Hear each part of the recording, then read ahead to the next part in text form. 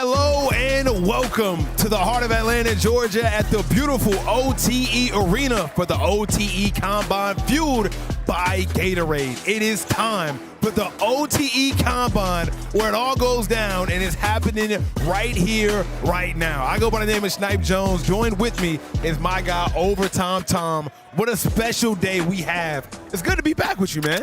Man, this is one of my favorite days of the OTE season. Over 100 college scouts, 29 out of 30 NBA teams represented here. About to see some amazing talent, some amazing players. We've seen kids' lives change because of this day.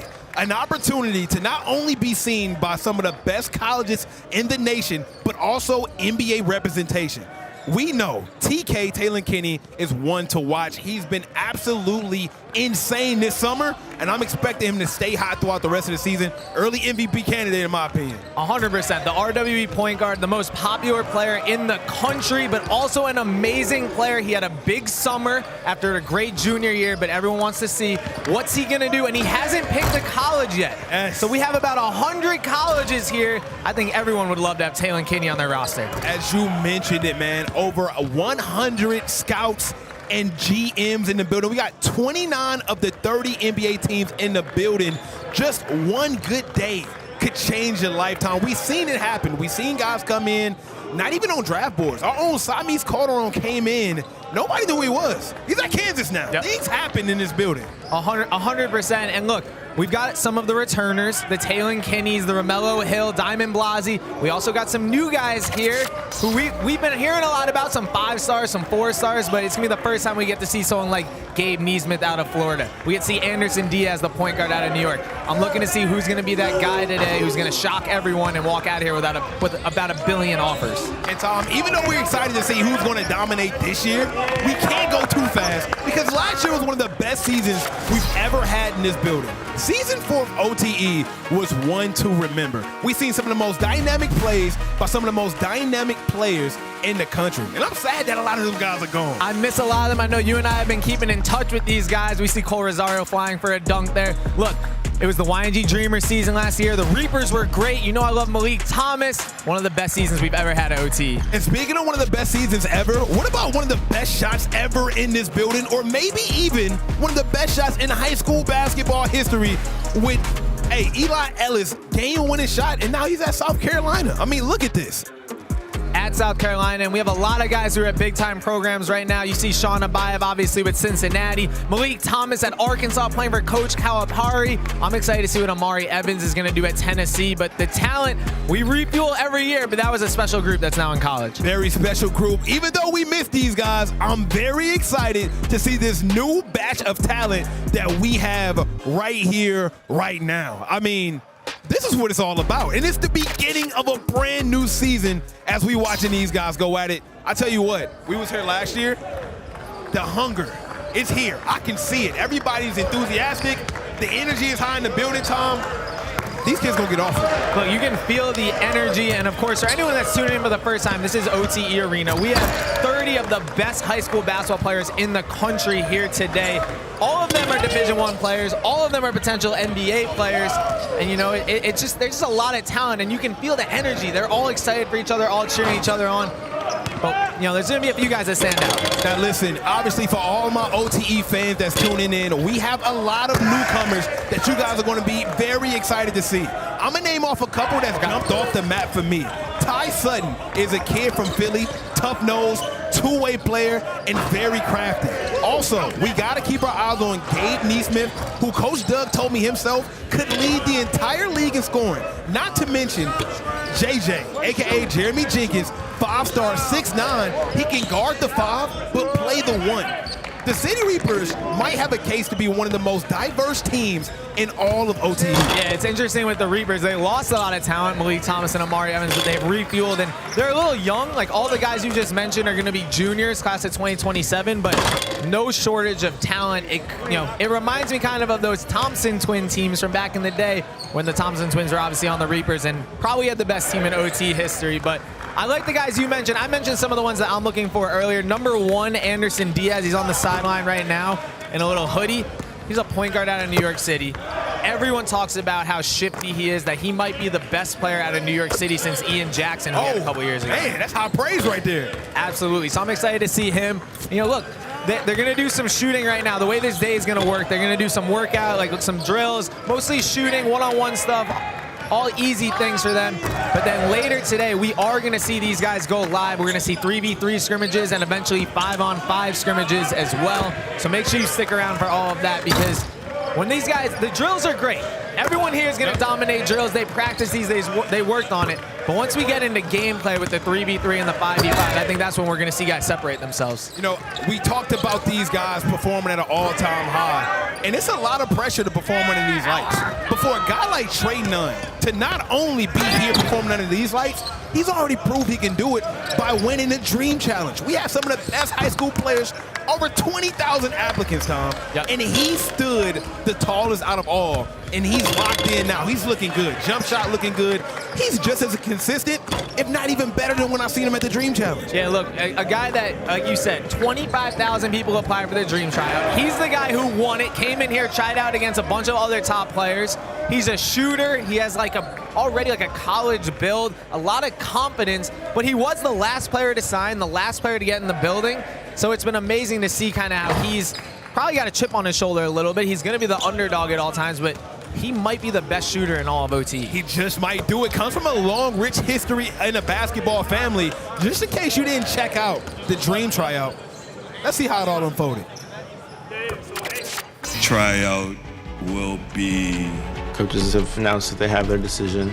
I made it a hard decision. And one player gonna get picked. A life-changing experience, and I wouldn't change it for the world. Trey Nunn.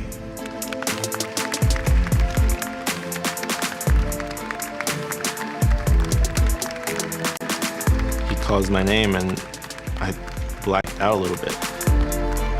You know, I gave everything I had to give, but sometimes your best is not always enough. City Reapers are not losing on a buzzer beater this year. You know, we're coming for that championship. Just a tough kid, grewed it out, stood the test of time, and now look at the position he's in because of it. I mean, I'm really looking forward to not only Trey Nunn, but what he can add to the City Reapers team, because they came up short last year, and I know Coach Doug won another championship. Yeah, look, when Coach Doug talked about adding him to his roster, he talked about, he's had great players. He hasn't really had just a shooter all the time, right? He had a couple guys here and there, but Trey might be the best shooter that he's been able to coach here at OTE. And I think if they were missing one thing last year, that could have been it. So maybe he's a little bit of a missing piece, someone off the bench that's going to provide a spark. He'll have games this year where you're like, oh, wow, Trey hit 4 or 5 threes just now. And one thing about the City Reapers, you could always use some floor spacers to be able to help some of these guys create. And speaking of one of the guys that's going to need help creating, Styles Clemens, who in my opinion, yesterday, before the cameras came out, had another heroic performance. He broke his own vertical test, 43-inch vert, had one of the quickest shuttle times. He can play in the NFL, he can play in the MLB, he can play in the NHL. He can go anywhere he wants to go. He might be the best athlete in OTE. Also probably the best name in OTE, with Styles being his name. But look, the Combine now, it's been 2 times in a row that he's absolutely dominated the testing when it comes to vert, when it comes to speed, everything. Someone who's not fast, someone that can't jump high, someone that could never play a professional sport. We are joined by Coach Doug Martin, head coach of the City Reapers. Coach, how you feeling, man? Feeling good, man. It's a lot of excitement in the gym, a lot of energy in the gym. Guys are really showing out. I like this. Now, obviously, I talked to you a little bit yesterday about your new look City Reapers team. I'm loving the energy. The chemistry seems like it's oozing out. I know you ain't had no part of that, so tell me how it came together. I think one of the things was we decided for the building to go a little bit younger, and then going younger, these guys don't know what they don't know, and it's like a brotherhood in here, and the guys are really genuinely caring for each other, cheering for each other. So I love it. I said this earlier today. It's going to be tough to see the teams in Atlanta play against each other because you don't know what that's going to be. But for the teams outside of Atlanta, I think it's going to be scary. And Coach, of course, you have 2 returners, Styles and Cole, but talk to me about some of the new guys. I think everyone in the building is excited to see Gabe Nesmith for the first time, the 5-star out of Florida. he's someone that we're excited to see. Yeah, Gabe is. I've been doing this a long time. Gabe is one of the most natural scorers of the basketball that I've seen. He got his issues too, though. You know, and getting him to defend all the time, but putting the ball in the basket. I think Gabe's going to be in the conversation for one of the leading scorers in the league this year. Wow. And, of course, also a lot of coaches here, a lot of scouts. What do you kind of tell the guys going into a day like today? A lot of their first time playing on this court in front of so many people. Just as much as possible, make this as regular as possible, as natural as possible. One of my favorite players that's here is Jenkins, and Jeremy's like super nervous about this, and I tell him, you can go out here and miss every shot, and you're still going to be, you know, that top 20 guy in the country, and no one's going to blink an eye about it. So. Now, one of the things we always talk about, when I talk to the new guys about, the City Reapers have an unfair standard. You almost expect it to either be in a championship or win a championship every single season. Now, I know you're not afraid of the challenge, but how do you relate that to the guys who might not be familiar with those expectations? It's a standard, and I have to create that standard from May, June, July when I go out and recruit these guys. I have to create that standard when I go and support Styles and Cole Grandison on the AAU circuit, that there's never been a championship in this building without the City Reapers participating in it, and we don't want to do that on your watch. So it's just a standard that we created, and I like it. You know, it's kind of like you expect, and not to compare, but you almost expect Duke to be good every year. And I want it to be that you expect the City Reapers to contend every year, no matter what the regular season looks like. In May, we want to be playing for something that means something. Wise words from a wise man, Coach Doug. We appreciate you taking the time, man. Anytime you need some help over there on the coaching staff, I'm one call away. No, I don't. Anytime. Anytime you need me. All right. I don't need you either. Okay. You know, Coach Doug always joking, man. You know he need us, Tom. I mean, he lost in the championship. A lot of people said it was because of the coaching. Why wasn't he guarding Eli?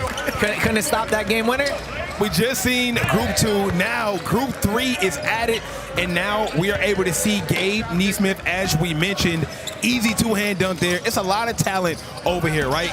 I'm really looking forward to Marcus Gillespie. I had a chance of watching him all summer long.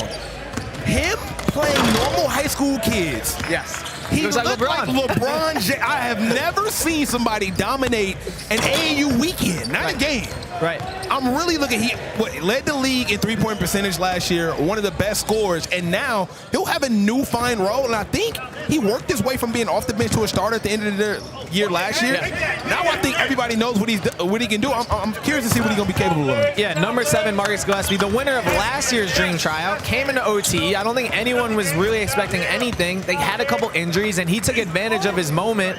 And I think you're 100% right. The Cold Hearts struggled last year, right? But they actually have the most returners going into this season. Marcus, Adam O, a couple other guys. I think that Marcus can be one of those guys early who, you know, he's played here, he's done this already. You know, he can shock a lot of people, and you know, I think scouts will be impressed by him as well. Also down here we have one of the younger, highly ranked players in Cam Mercer. Yeah. And I've heard a lot of things about Cam Mercer, and this RWE chemistry looks amazing. Him, TK, and Clyde have been stuck together like glue. What can we expect from a young budding star like him this season? Look, I think there's some guys who we see, and it just makes sense that they're in the building at OTE. He's a top 5 player in the class of 2028. A lot of people say he might be the best player in that class. So he's young, just a sophomore, but he has all the tools that are like 6'5", 6'6". He can handle the ball, he can shoot, and more than anything, he only cares about basketball. He's very mature for his age. I think being around those senior leaders like Parker Robinson and Talen Kinney on RWE, and of course working with Coach Frasier, he's gonna have 3 years here to really transform his game. And I think a lot of people would say he's going to be a pro. And speaking of younger guys, right, we got Blaze, who's maybe the youngest in the building, and I'm hearing nothing but amazing things about his work ethic and what he's going to bring to the table this year. Yeah, if you're going to be a sophomore in OTE, you got to be pretty special. And a lot of it is upside, a lot of it's potential. I think a lot of people were expecting him to come in here and be like, okay, he's like, it's going to take some time for him. But honestly, right away, he's been able to compete with the other guards on the City Reapers. He's a little bit taller, a little bit longer. You know, the Reapers have kind of tiny guards notoriously, but he's a bigger guy. I think he's going to be able to contribute this year. And again, a guy who's young, has 3 years here to really hone in on his game and become a big-time player. I mean, speaking of body and frame, he's already he looks the part. He's about 6'2" already. You can't tell me he was one of the younger guys. I'm really looking forward to seeing what he can bring to the table as well. Yeah, I think he's going to be a great player. I think the big thing here, right, is there's a lot of talent, some younger, some older. How do they all mesh well together, and what do they have to do? One thing I want to ask you, Snipe, and we'll be able to talk to some other guys too, like, if you were a scout or a coach, like, what do you think is the one thing that they want? Because there's so many players here, right? How do you stand out? Like, if you're a player, how do you stand out for everyone? One thing I learned the most about being around coaches, it had nothing to do with who was missing or making shots. Everything came down to attitude. Everything came down to body language. And I think that's what all of these coaches are looking for. Because just as much you can go 0 for 5 today, you can go 10 for 10 tomorrow. They just want good guys in the locker room. And speaking about good guys in the locker room, Ayo is one of the best guys in the building. One of my favorite guys to talk to about hoops, and one of the best basketball players in the country. Ayo, back again, last time around. Very excited. You've been here before. Any nerves in front of all of these college coaches? I mean, I'll probably say it's always going to be nerves. Like, I mean, I might be a senior, but it's like I'm always be nervous because coaches are here. They take an intel on you, but it's just be myself. I feel like I have a high character, and I'm a good kid, so if I just be the way I am, I'll be fine. Yeah, you played in front of a lot of coaches before. What's some advice have you been talking to any of the younger guys or some of the new guys here at OT, and what have you kind of said to them? Yeah, I was kind of talking to Owen last night. I was like, just don't think about it too much. Like, you're going to have plenty of times. Like, my sophomore year, I remember my first combine, Nate was blocking all my shots off the back. You remember? Yeah, like, I struggled, but you're going to go through some ups and downs, and that happens, but you got to keep your head on term, and you're going to be fine. You mentioned one of your new Cold Heart teammates, Owen. What can you say about the new Cold Hearts? Obviously, last year you guys had a little bit of an up and down year. You're obviously the returner, been someone who's been one of the leading scorers in the league. How's the team coming together? What should people be excited about?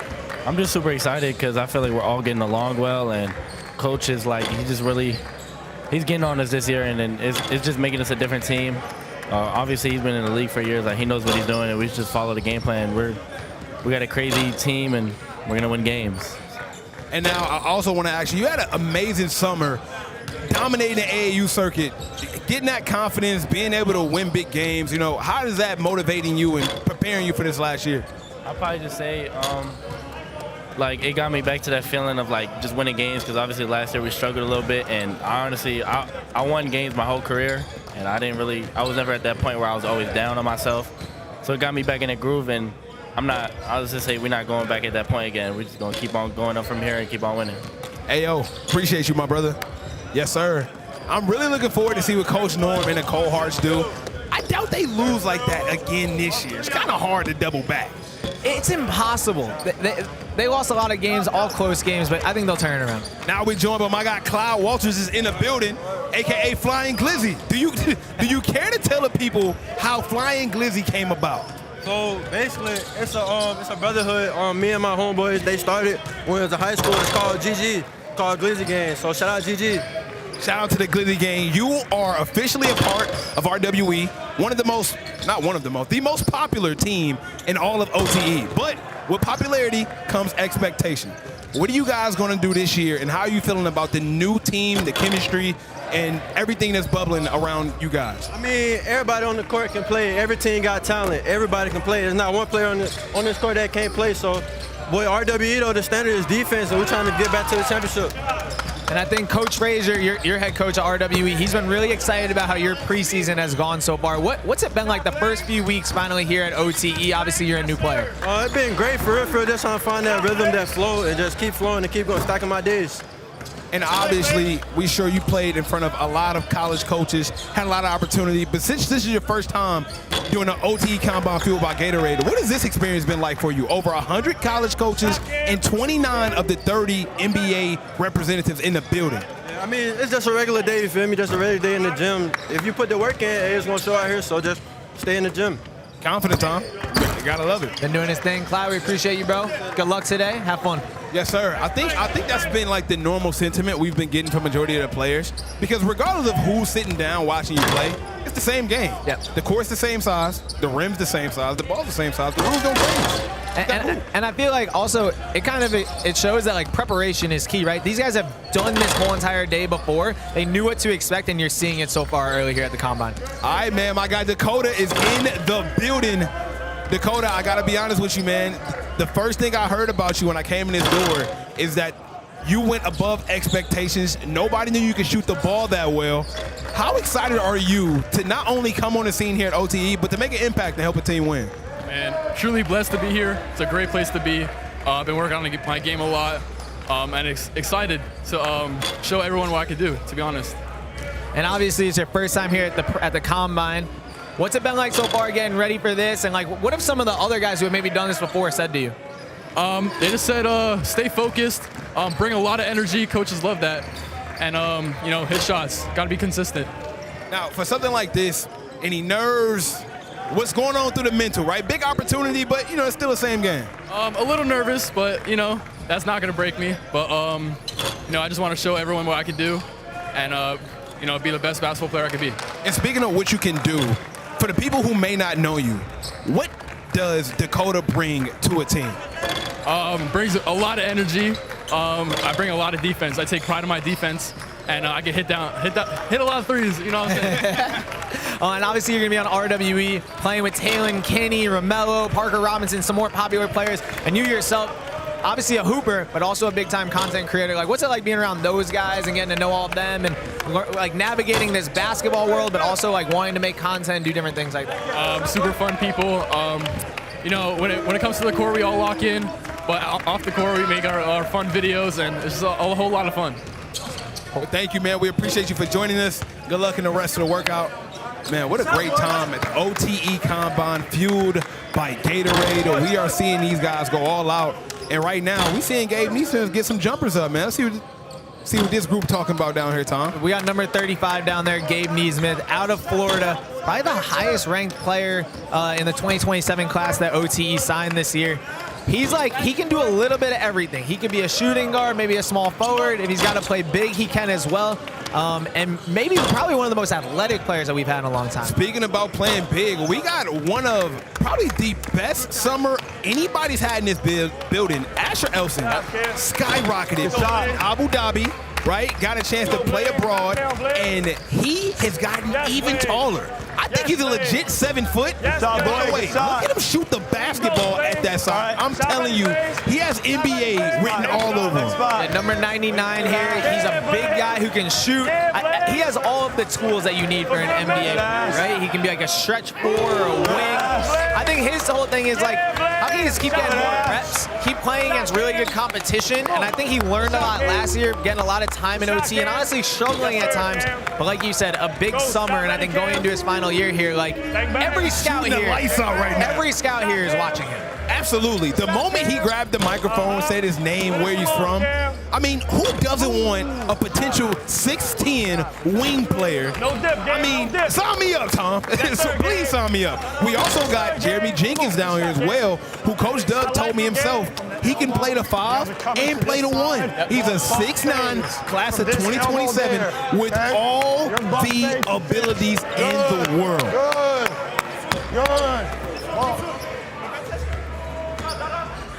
Good, Dada. Good job. Good response.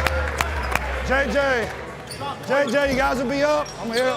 You guys will be at this elbow. It's your bump phase. Yep, your bump phase. Good, Dada. Good. Ball's there. Start that elbow, Matt. Your entry of the ball with Matt. Ash your start. Here's your bump fades. Wide base you go, Ash. Good. Sit. Wide base. Good. Good. Ball. Good, Germ. Ball. Wide base. Good. Asher. Pop it, come back middle next. Come back middle, just one of each. Just one of each. Good. Good. Good. Ball. Good. Pop your feet. Good. Good, Jay. Wide base, Tyron. Wide base. Good. Ashley, your rips are next. Yep. Good. I'm with you. I'm with you. I'm with you. Chill. Chill. On that rim. On that rim. Good. On your bump. Good. On that. Yep. To the rim. Good. Good. Your ball. Your ball. Your ball. Your ball. Come on. On your fade. Good. Good. To the rim. To the rim. Here you go, Ash. Last tuck through. Here you go. Maddie, you're there. Bump fade. And after talking to a couple of cold hearts, why not go ahead and get the man himself, Coach Norm, head coach of the Cold Hearts. Huge day for a lot of the players, all the players, not even just Cold Hearts. You've been here 2 years. What do you think about this process? We got 100 coaches, 29 of the 30 NBA teams. You coached in the NBA. This opportunity for kids, man. Talk about what that means. Oh, man, it means the world. I mean, think about high school kids, 15, 16, 17-year-olds, get a chance to perform in front of NBA scouts, college, big-time college programs. I mean, it's nothing like it, and I'm happy to be a part of it, and I'm excited for our kids to get a chance to perform in front of them. And obviously, like you said, it's a big opportunity. What did you tell the guys before going in today and all the preparation that went into it? My advice is always to be yourself, right? Don't do nothing that you normally don't do. Do what you do well. Bring great energy, because everyone loves energy and guys who can bring some good juice. So that's kind of like my advice. And so far, the guys that I've been watching have been doing that, so I'm proud of them. Now, obviously, we know you as a New York guy through and through, and it seems like all the New York guys here gravitate towards you. So you got some New Yorkers on the team. What can we expect from them to help the Cold Hearts this year? First of all, they better gravitate towards me. They better. I expect big things. I expect for them, to bring some toughness, some physicality, things that we missed a little bit last year with the Cold Hearts. So if they don't bring that, they're going to hear my mouth all year. Y'all going to hear me on the broadcast this year. And I think one guy that we've all been watching early is Asher Ellison, who's obviously going into his second year here. How's he looking this year? Out for a solid last year, but I think a lot of people are talking about him today. Listen, he had a great summer, great summer. I mean, not just here working out with the coaches, but also on the circuit, right? He finished with new heights, and I thought he was great doing that AAU circuit. So he's a guy that we're leaning on this year, so we need him to take a big jump for us to be better this year, and I think he's ready to do that. And you got another new guy this year, Anderson Diaz, the point guard out of New York City. I know we talked about the New York guys, but talk to me about Anderson specifically, a new point guard and someone that can help out the Cold Hearts. A guy who's not afraid of bright lights. He's just not afraid of it. So, coming to play at OT, the lights are bright, and you got to be ready to play in front of the, you never know who's going to be. Shaquille O'Neal can be here one night, right? You can have celebrities sitting the courtside. So he's not afraid of that. So I'm excited to see what he brings, and I think he's going to be one of the guys that everyone gets a chance to see and are excited about. Now, obviously, we know the season didn't go as you hoped last year, but this year, what can we expect from you guys? Hopefully more wins, right? That's the main thing. We want to win more. This year we're coming in with that mindset. I think we were talented last year. We're younger, but we're still talented this year. We just got to put it together earlier. And I think with guys like Asher, AO, Amari, Marcus coming back can help some of the guys that's new get acclimated, and hopefully it helps us throughout the year. Well, me and Tom talked about that. You guys have, I think, the most returning players here at OTE, so you got an advantage, right? A lot of these guys, as good as they are, it's not easy, as you mentioned, playing under the light. So are you expecting a lot of those guys to kind of become leaders and to tell them the things that they need to know to kind of help shortcut the process of playing here? Well, that's the plan. That's what I met with AO, Asher, and Marcus about, particularly just because they're older and they've been through the rigors of this league. So they got to try to tell some of the new guys how tough this league is, how talented it is. To me, I think it's the most talented league in the country, and we got to make sure they understand coming here is not going to be a cakewalk. We got to make sure we bring some juice. Coach, we appreciate you taking the time. We're going to let you get back to the guys, man. Good luck on the season. Man, Tom, don't look now, but Group 4, Mr. 6'7", is getting shots up, and he looks better than ever. I'm not going to lie, man. He's looking very confident, very calm. He kind of told me today, like walking in, he's like, I don't really have any pressure right now, right? He's played in front of all these coaches before. He's narrowing down his list right now. He's got 8 schools on his list, but I'm sure in his head he's got less than that. His commitment day is coming up, so that'll be a big moment for him. But I still think he's just a competitor. So like you immediately see that he's the leader in the group, clapping things up for everyone else, trying to get people excited. I mean, you got to coach him over the summer a couple of times, I think, playing for RWE on the AAU circuit. What's it like seeing TK out of the building? Like, what's it like in Talen Kinney in a Rod Wave Elite game for Cam Wilder? It is the exact same. Okay, maybe more dancing. You might see a little bit more dancing, but the exact same. But I tell you what, TK is literally a bundle of just joy and energy. Whatever room he in, if it's dark, he lightens it up. Everybody's joking, laughing, having a great time. He's the ultimate player to have because he's an instant chemistry piece to put in any locker room. But the year he had last year was one of the most efficient years we've ever seen. Tom, for majority of the year, it was 50, 40, 90. I mean, he couldn't miss. It was to the point where me and Davis was making bets on his mid-range pull-up. He's hitting 8 out of 10 every time. 100%. He gets to his spots. He understands the game. And more importantly, when I'm leaving here 11, 10 o'clock, he's getting up shots. Yo, the kid is actually locked in. This is the first time I've seen so much fame equal out to a hard-working kid. Usually you get one of the other. But he's both. He's the real deal. It's funny. I was just thinking today, like, if you just go a year ago, right? Like September last year, Talen Kinney was known, but not like a huge name. And I remember messaging with some of the coaches, some of the staff at OTE, and they're like, Talen seems good, but like we got to see him in a game. You know what I mean? And then, as you mentioned, had one of the best junior seasons we've ever seen in OTE, an all-OTE player, a finalist for MVP, and he was really the difference maker for that RWE team. If you remember, they did get eliminated in the playoffs. TK was injured most of that series. So I think a healthy TK, who was great in the backcourt last year with Jasper Johnson, it's now 100% Talen Kinney's team. Like, this is his show, and I don't know. Is he the MVP favorite going into season 5? 100%. I mean, if you have your own water, you're an MVP favorite, okay? I mean, this kid, I'm telling you, it's not just about the TikToks and the followers for this kid. He's a legit. No one expected that. So, like, look, TK's done everything, right? An all-OT player, an MVP finalist. He is the most popular player in the country. But similar to Eli, who wanted to finish his career with a championship last year, I think Talen Kinney needs to finish his OTE career with a championship to really solidify himself as, I don't know, a top 5, 10 OT player of all time. And now on the other side, we got more talent. Anderson Diaz, the guy that you mentioned a lot, he's looking shifty out there.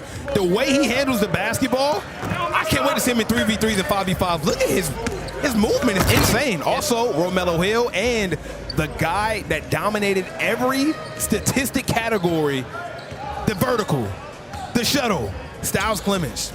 I mean, he got the best name in OTE too. This has got to be the most exciting group, I think, right now. This group right now that we're watching. You mentioned number 1, Anderson Diaz, who's about to take the ball here. Out of New York City, super shifty. I asked him, what's one word to describe you? He said different, as he just gets stuffed by the rim. But he's different, for real. And like, he is so confident. As Coach Norm said, he's ready. I know he's an inspiration to a lot of players because, you know, he's not the tallest, he's not the biggest guy, but has proven time and time again that he's going to be one of the most impactful players in OT, whether it's playing defense, getting a crazy steal, making the big time pass, or just being a leader, knocking down clutch threes. Romello was one of the most improved players this past year, and now I'm excited to see what he does in his junior season. Every time I see Romello, I have to tell him about the first time I met him. I thought he was one of the players' little brothers that came in here and just shot around with him. That's who I thought he was when he entered the building. He is now a legitimate 4-star that is contributing at an all-time high for one of the best teams in high school basketball. Not to mention, he is a legitimate defender. 94 feet, pressing the basketball, getting stops, and affecting games. Not to mention, he can knock down shots. But speaking of knocking down shots, my guy Gabe, I'm gonna be honest with you, man, a lot of pressure. Coach Doug said you are the best scorer in all of OTE. You agree? So I just need you to double down in front of the camera for me. I gotta agree, you know, it's always been pressure my whole life, but, you know, pressure make bust pipes, you know, that's what it is. So, you know, I'm a ball. I gotta do what I gotta do, you know, I gotta prove Coach Doug right, prove you right, prove you right. Of course. You know me. And of course, one of the top players in the country, but your first time playing in OTE, for the fans who are seeing you for the first time, what kind of player is Gabe Nesmith? You know, I could do it all, in my opinion. I feel like I could pass if, you know, that's needed. If I gotta shoot, gotta drive.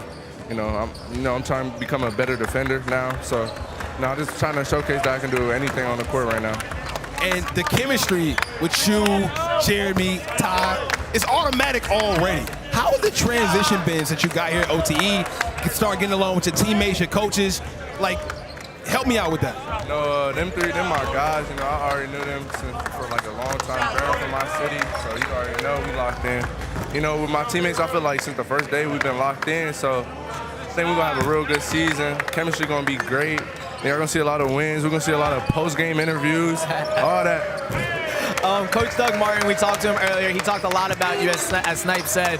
What's been your guys' relationship? What are some of the things that he's been trying to teach you so far? You know, just trying to teach the defense come first. You know, you gotta, if you want to win the game, you gotta win on the defensive side. You know, catch and shoot is major. I feel like catch and shoot, you know, helps win games in a major way. And you know, just you got to be a team. You can't just win with one player, two players, three players. It's gonna be everybody if you want to win, especially in this league. Now, obviously, you played in front of a lot of coaches before, but today, over 100 scouts, 29 of 30 NBA representation in the building. Talk about what type of opportunity this is for you, and this is one of the reasons why you decided to come to OTE. Yeah, this is definitely one of the reasons why I decided to come here. You know, I'm just blessed to be in this position to be able to showcase my talent. You know, I just want to gain more attention towards myself and, you know, obviously towards my teammates if I can, and just real blessed to be in this position. Gabe, last question for you, man. When you're not hooping, what are we doing? What are we up to? What's the free time looking like? Chilling. I'm always in the gym, so I'm on the game. I ain't gonna lie. But I'm always in the gym. I ain't gonna lie. That's all I do. There you go. James Nesmith, appreciate you, brother.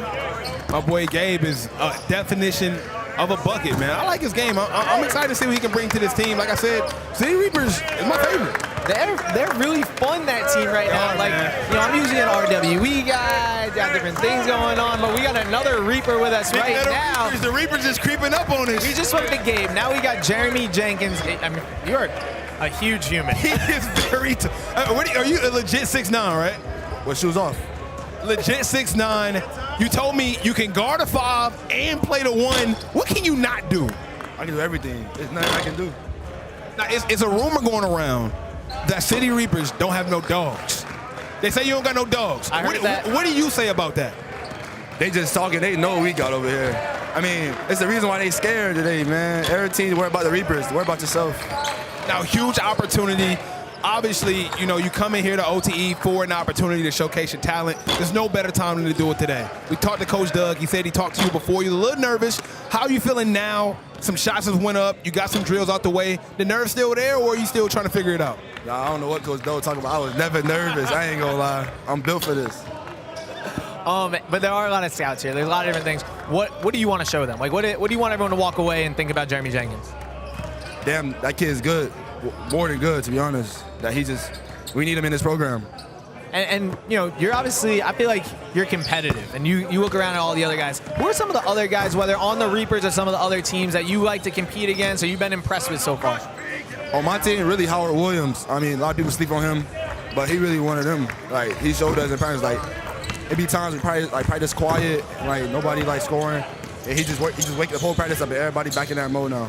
And for you, is there an NBA guy, maybe someone that we've all heard of, that you kind of compare yourself to or try to model your game after? I forgot the one Coach Doug compared me yesterday. I'm gonna come back to you with that one. You gotta ask him, but he compared me to somebody yesterday. That's a good. Oh, no, I don't know. I forgot. Who would you compare yourself to? Just Jeremy, me. That's the best answer you can give. Wait, you have the best Instagram handle. I think it's Young Vulture. Where does that come from? Good question. I just created that. I ain't gonna lie. It just came. You want us to call you that? Nah. Okay, good to know. All right, man, we're going to let you get back to it. Jeremy, we appreciate you joining us, man. Hey, Reapers are the best. Yo, that's the biggest kid I've ever seen. I wasn't ready for that. Yo, bro, he's not only tall, but he's also massive. He looks the part. Like, he looks like he's supposed to be in this building. I'm very impressed with how calm and confident all the new guys look, right? We talked to Gabe, we talked to Jeremy, Dakota as well. Like, all of these guys seem very comfortable here. And I think that's a little bit different than years past, honestly. I mean, absolutely. When I talked to some of the guys about, you know, are you nervous to see some of these coaches, most of them said, I already talked to him. I already know him. So, right. The perks of being good at basketball. Obviously, a lot of NBA scouts here, they're looking for somebody to draft. And speaking of the draft, you know, OTE, we've been able to have a lot of people that's been drafted to the NBA. I mean, some of the names are breathtaking. Of course, we had the Thompson twins at 4 and 5. Alex Sarr at number 2, Rob Dillingham. I mean, the list will eventually continue. We have guys that's in college right now that's going to be entering the NBA draft. Ian Jackson, Carter Knox, so many. Who in this class do you think could join that list of names? It's interesting because we're looking at the alumni. They were actually all here the other day practicing. Not all of them. We had some of the we had one of the Thompson twins. We had Don Barlow. So it was cool. And some of these guys actually got in it with them as well. If I had to look at someone as far as an NBA talent, I mean, I think there's a lot of guys, honestly. Like, I think Talen Kinney's an NBA player for sure. I think the 2 guys who we just spoke to, Gabe Nesmith and Jeremy Jenkins, they have the frame, they have the size. I think the sleeper is probably Asher Elson. People seem excited. But one guy who, you know, we talked to earlier that I think Coach Frasier's excited about is Clyde Walters. That's someone that he's got the size, he's got the attitude, he's been working hard. So it's hard to predict, right? There's 16. To know, like, I remember the first time I met Alex Sarr, one of the coaches said to me, Tom, he will be in the NBA, but it's going to be in 6 years. He was 15 years old when he got here. And I was like, yeah, it's a really good point. So a lot of it is size. A lot of it is there one thing that you can be really, really great at? So I think all of these guys have the opportunity. It comes down to, like, not everyone here is going to be the best scorer of all time, right? There's only so many guys who lead the league in scoring. But can you be a knockdown shooter? Can you be someone who's the best rebounder? And I think that's what the NBA guys are looking at. They're looking at, like, how can I find me a role guy who's going to help me win a championship? Tom, I never think I said this before, but you know ball, man. Thank you. Wise words from my guy, Tom. Guys, don't go anywhere. We got 3v3 coming up really soon. But before we go, let's check out some of One Shot.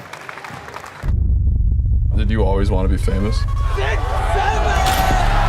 This new era, this new wave of things, there's no handbook to tell you how to deal with any of this stuff. They don't understand how bright these lights are. It's not a normal situation at all.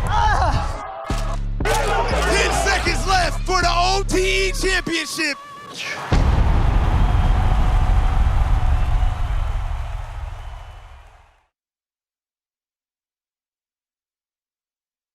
Hello and welcome back to the OTE Combine, fueled by Gatorade, where we are now locked in for the 3v3 portion of the Combine. I'm Snipe Jones. I'm still joined with my guy, Overtime Tom. You was getting hated on by Coach Doug earlier, man. I've lost a lot of confidence in the last minute. But you know what? Everyone else is looking great. Start number 3. One of my favorite drills. Obviously, we love shooting drills, rebounding drills, and all these other things. But now we can actually kind of see these guys get a little active, see some defense, see some contest. And we got a lot of talent on both ends. I want to start down here, right? We got Cam Mercer, we got Tyron Frasier, we got TK going head-to-head with Asher, the young guy, and Anderson Diaz. I want to just see some high-level shot making, and 3v3 forces you to play basketball. Nobody gets a chance to take a play off. I love to see 3v3. I think the scouts honestly will love to see this as well, but you mentioned it. I'm looking at Talen Kinney and Anderson Diaz. TK, the senior point guard, established. Everyone knows him. He's amazing. Anderson is kind of like TK from last year, a junior just coming into the building for the first time, has a lot of buzz, but he's got to prove himself. These guys are going to match up all year. You got Anderson for the Cold Hearts, TK for the RWE, as we see Asher Elson knock down a 3. He's the guy today. And Asher Elson, I talked to him yesterday for about 15 minutes, and he told me that him and Coach Norm have been locked in like no other this summer. And look at the young guy with the reverse layup as well. Quinn Wilson, class of 2028. He's known for his balance. He's known for just being like he's very mature for his age. He knows what he's doing out here. He's a very solid player. I think goodness. And that is a great move from Anderson Diaz, the shiftiest player in the country. He's different. I love that we have a New York City guy in the building, a point guard. Now listen, when you told me he was the shiftiest player in the country, my mind automatically went to our own Magic Mel from JellyFam, who showed us time and time again he had one of the sickest handles we've ever seen. Yep. But just looking at this kid, Anderson Diaz, there's no question his handle and his movement is unmatched. What a block by Asher. I think in the 5v5 and the 3, like, this is where Anderson Diaz shines. You know, shooting drills, all that stuff. He looks good, but he's on the smaller size, like whatever. But once you see him play and you see that no one here can stay in front of him, I think that's really, really impressive. Now on the other end, we got even more spectacular basketball. We get to see Jeremy Jenkins. I'm excited to see him play. I wanted to see how he uses his body, uses his frame. As we mentioned, that's a tall kid, man. Jeremy Jenkins, number 5, vocal, does a little bit of everything. As we see Omari Chaudhry, number 11, Cold Hearts point guard, going into his second season, knocked down the 3. I think he's been someone who scored a lot of points. This has been, I know he just missed, but number 4, Owen Laver, has kind of been the talk of the building. Class of 2028, a little bit younger, but he's come in. People were surprised at how tall he is. People were surprised at how good of a shooter he is. A lot of people are saying that this is the guy that scouts will love to see. Not only that, I got a chance to talk to him a little bit before the Combine. He told me he wasn't able to have social media growing up, but he had his own website, Tom. Did you know that? He had his own website showing his highlights, showing everything he was doing. That's an old soul right there, man. OwenLaver.com, everybody. Check it out. Good move there by Jeremy Jenkins. He finds Howard Williams just off the mark. Howard Williams is a Chicago kid that I'm excited to see. We haven't had too many Chicago kids in OTE, and I love Midwest basketball players. You're from the Midwest. I love bias. I love bias, but they're tough, Tom, and I love toughness. Look at that defense. That was a foul. Look, you brought up toughness. Losing Amari Evans from this past year, who's now at Tennessee, he was the tough guy in the building last year. I'm curious who's going to fill his shoes. Who's going to be the tough guy at OTE this year? I think Jeremy Jenkins has a chance, but, a little bit younger. He's got the ball right now. He's a tough guy, but I'm curious who's going to be that leader. Who's going to make everyone kind of come together and do things that they're supposed to do? What a pair of shoes to fill. We're talking about a 2-time Defensive Player of the Year, OTE champion, and just one of the toughest kids in the nation. I don't know who's, it might only be one Amari Evans, but I'm curious who can get, oh my goodness. I'm curious who can get close, Tom. I'm not going to lie. I think Defensive Player of the Year is wide open in OTE this year. Maybe Isaac Ellis is the favorite. He was like a finalist last year, a top 3 guy last year in Defensive Player of the Year. But Isaac Ellis, who's not here today, but plays for the YNG Dreamerz, committed to South Carolina. He's going to have to take a lot more of the load as a shooter this year and as a scorer with, obviously Eli graduating. So I don't know if he'll be the defensive player that he was last year. I'm curious who that defensive guy will be this year. I'm going to tell you a guy that I am a huge fan of because he is a Swiss Army knife. Cole Granderson is one of my favorite players. And if you're going to mention toughness in the City Reapers, he is one of the toughest players we have in the building. He'll guard the point guard, shooting guard, small forward, and the forward, if need be, the ultimate winner and a great teammate. He's just the best human ever, honestly. Number 0, Cole Granderson. From Canada, was living in New Jersey before coming down to Atlanta, now playing for the City Reapers. Him going into his senior year, I'm really excited to see what he's going to be able to do. But like you said, a great frame, a good shooter, does a little bit of everything, but also just a leader down here. And he's a guy who was here last year and had one of the better days out of everybody. Picked up a lot of offers, a lot of recognition went over there to my guy, Cole Granderson. I nicknamed him Cold World. Where's the ball? How are we on now? We're hearing from some of our assistant coaches here who are coaching up all the guys. And now we get to see Gabe Nesmith for the first time tonight knocks down the 3-ball. I'm curious to see how well Gabe plays, especially since he's been called one of the best scorers in OTE. We just saw another tough guy dive on the floor here. Tyler Sutton, number 9. He's going to be a City Reapers guard. He might have the best personality in the building, but also just an absolute dog on the court. I mean, he wore his jersey as a cape yesterday during the Combine. That's OT7 right there. I don't know about OTE. Step back. Hey, there he is. Matt, how you doing, man? AKA the mayor is in the building. Obviously, you spent a lot of time in this building. A lot of things changed over the years. Now you're back for another OTE Combine fueled by Gatorade. What can you say about the opportunity we're giving a lot of these kids to make some of them dreams come true? One, is amazing. The platform to be able to promote your stuff on a national stage like OTE in overtime.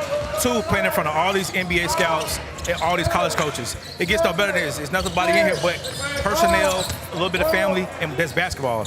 Priceless. Absolutely. And you're with the Detroit Pistons. Coming in here, seeing 16, 17-year-olds, how do you guys look at high school players? Because obviously, you know, some of these guys will get to the next level at some point, but there's a lot of time to grow still. We track progression. So we want to watch guys like at the high school level, grassroots level, college level. Then the bosses make the decision who they want to draft. We just want to see progression, and we track everything.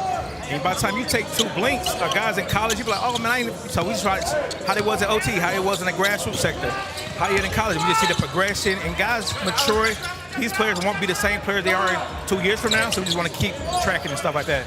Is there like one skill or one trait that you guys are like that would, as an NBA guy, be like, oh, that's something I'm interested in? You got to be able to defend, knock down shots, and for me personally, how do they process information? How do they process the information on the court, off the court? Do you tell them go left, or they go right, or they go left? Can they take coaching and stuff like that? It's a heat of the battle, so, you know, try to identify the best players that help every organization win, not just the Pistons, but anybody. So obviously a lot of talent on the court, but you are representing Detroit Pistons, and we have a former OTE player representing Detroit Pistons. How is Asar Thompson, his growth, since you've seen him in this building to seeing him play in the NBA? How's that been? On the court, he's doing good, but also off the court, like his maturity level, like socially, he's doing good. Like I saw him 2 days ago, we were together, like he's doing really good. Yeah, you know, Asar, they just chill, good people. And for a lot of these guys, it's their first time playing in front of scouts, doing all these different things. If you had advice for guys who are, you know, coming in here for the first time, going to be playing in front of OT, what would some advice be? Take a deep breath, don't get caught in the lights, and do what you do good, and just keep working. Just run your own race. You know, sometimes you think you got to do too much. No, just knock down shots, defend. You might have a good day, you might have a bad day. It's okay. It's all about progression here, because I can come see a player now and be like, oh, he was just okay. Then I can come in 2 months from now and be like, oh, he's gotten a lot better. You just want to see progression. You want to see how guys change with adversity and stuff like that. And with the other NBA guys here, do you guys like talk about players, or is it like competitive? And you like, what's the relationship between NBA teams when they're scouting? No, for me, like I got a trusted circle of people that help me through all my journey to get to the NBA side. So a lot of people, like you talked about, like, hey, how good is Sniper Jones? Oh, he's really good. Like, man, I really don't like him. Like, why not? You need to watch him again. Like something like that. So like you can kind of like cross-reference, or like I might like a guy and be like, well, I'm not for sure. Have you seen this player? Oh man, he's really good. Okay, I'm not tripping. Stuff like that. So like, basketball is basketball. Now the intel and the information behind the scenes, you try not to share too much, but like on the court stuff, like, yeah, can he shoot? Can he defend? I saw him had a bad game, or, you know, stuff like that. And you were part of OT the early days, obviously before day one, before day one. Now going into season 5, what's been the impact of Overtime Elite on basketball in the grassroots space, on the high school space, and obviously all the way up to the pros? One, I think it's development of the players. They're learning NBA-type IQ stuff at a young age. 2, guys are getting NIL here, so by the time they get some NIL stuff in college, they won't be new to it. Learning a little bit more financial literacy at a young age, so kind of helping them mold them, and like being able to play on a bigger court, spacing and stuff like that. All this stuff helps a lot with OT. So you're kind of getting like a sample size college version, college style here at a high school level. By the time you get to college, like, you're no stranger. Like, oh, I did this before. Oh yeah, I have teamwork. Stuff like that. So. The mayor, we know we can't take up too much of your time. We appreciate you for stopping by and chopping it up with us, man. Thank you. One of the most powerful guys in the building, man. You got to watch that guy, man. Boy, he tap you on the shoulder, you might be out there. You looking good. I need to get his stylist. Hey, man. That's what, hey, you go to the NBA, man. A lot of things change, man. Oh, man, hey, we are seeing these guys compete at an all-time high. You know, last year, I'm not going to say the competition level wasn't high, but this year, I feel like it's a lot of additive pressure. You know, a lot of these guys are still young, still locked in their recruiting process. Last year, we had a lot of guys that was already committed. You know, these guys are still actively looking for scholarships, and they have something to prove. Yeah, I'm also looking for me. So if anyone wants to recruit me, you know, I'm looking for a new gig. I could be a water boy. I could be a player. You might be the most talented guy on the court, just not in basketball. But talent-wise, oh, you're the man, Tom. Tom, you're the man. I appreciate that very much. I'm curious now what we're seeing on the court. Who we got down here? All right, man. I'm curious to see Gabe Nesmith once again. Yep. So much praise about his scoring ability, and I kind of want to see that in the 3-on-3. Tough shot. Hey, Blaze? Every time we see Blaze, he does something. See what we get here. Tough mid-range. He told me that yesterday. He loves working in mid-range. He said he felt like an old soul because a lot of young guys just want to jack up threes and get to the basket. But he said he prides himself in that in-between game, getting to that mid-range, which I liked. I love hearing that because obviously like everything's about shooting threes lately. So to be able to have someone that's a little bit more mature, as we see Dakota fire off a three. That's tough right there. We see that RWE magic a little bit happening right now. What do you say about number 28, Allen? A quiet guy, but it seems like physical presence out there, good with his feet. Allen, she's a big man. He's a post grad. Like, he's going to be someone who, he's a grown man. You know what I mean? Like, he's going to get some rebounds. He's going to do some different things on the court that maybe he'll do all the little things, I think. For the City Reapers to win games, I think he's going to have to rebound really well, be able to be a vocal leader, and then just finish, right? We've seen a lot of big men come through the building.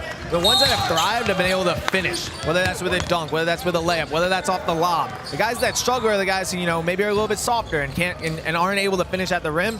So I'm looking for Allen Shee to be able to do that this year. And on this end, we got AO, Adam Umidouche, who is hands down one of the best scorers in the nation, who is one of my favorites for leading the league in scoring time. He can get it going and scoring bunches. And I'm really curious where he's going to go to college, honestly. Like, he's someone who, him and Parker Robinson, two guys who this is their third year here at OTE.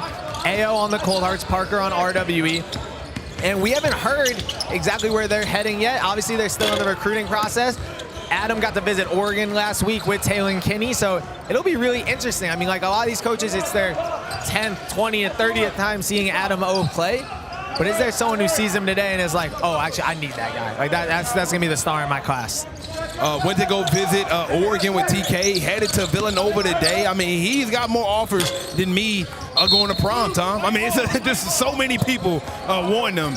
Speaking of basketball, can you speak of basketball without speaking this man's name? Head coach of RWE, Coach Frasier, is in the building. My God. How you doing today, man? Man, I'm great, man. This is a great day for OTE. I think we made history with our pro day appearances.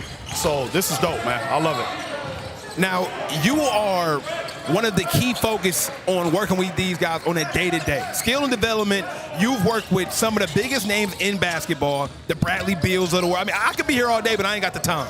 But my question to you is, who's been able to show you some things that's new in the building that you're looking excited to see? I'm interested to see and excited to see Jeremy Jenkins throughout the season.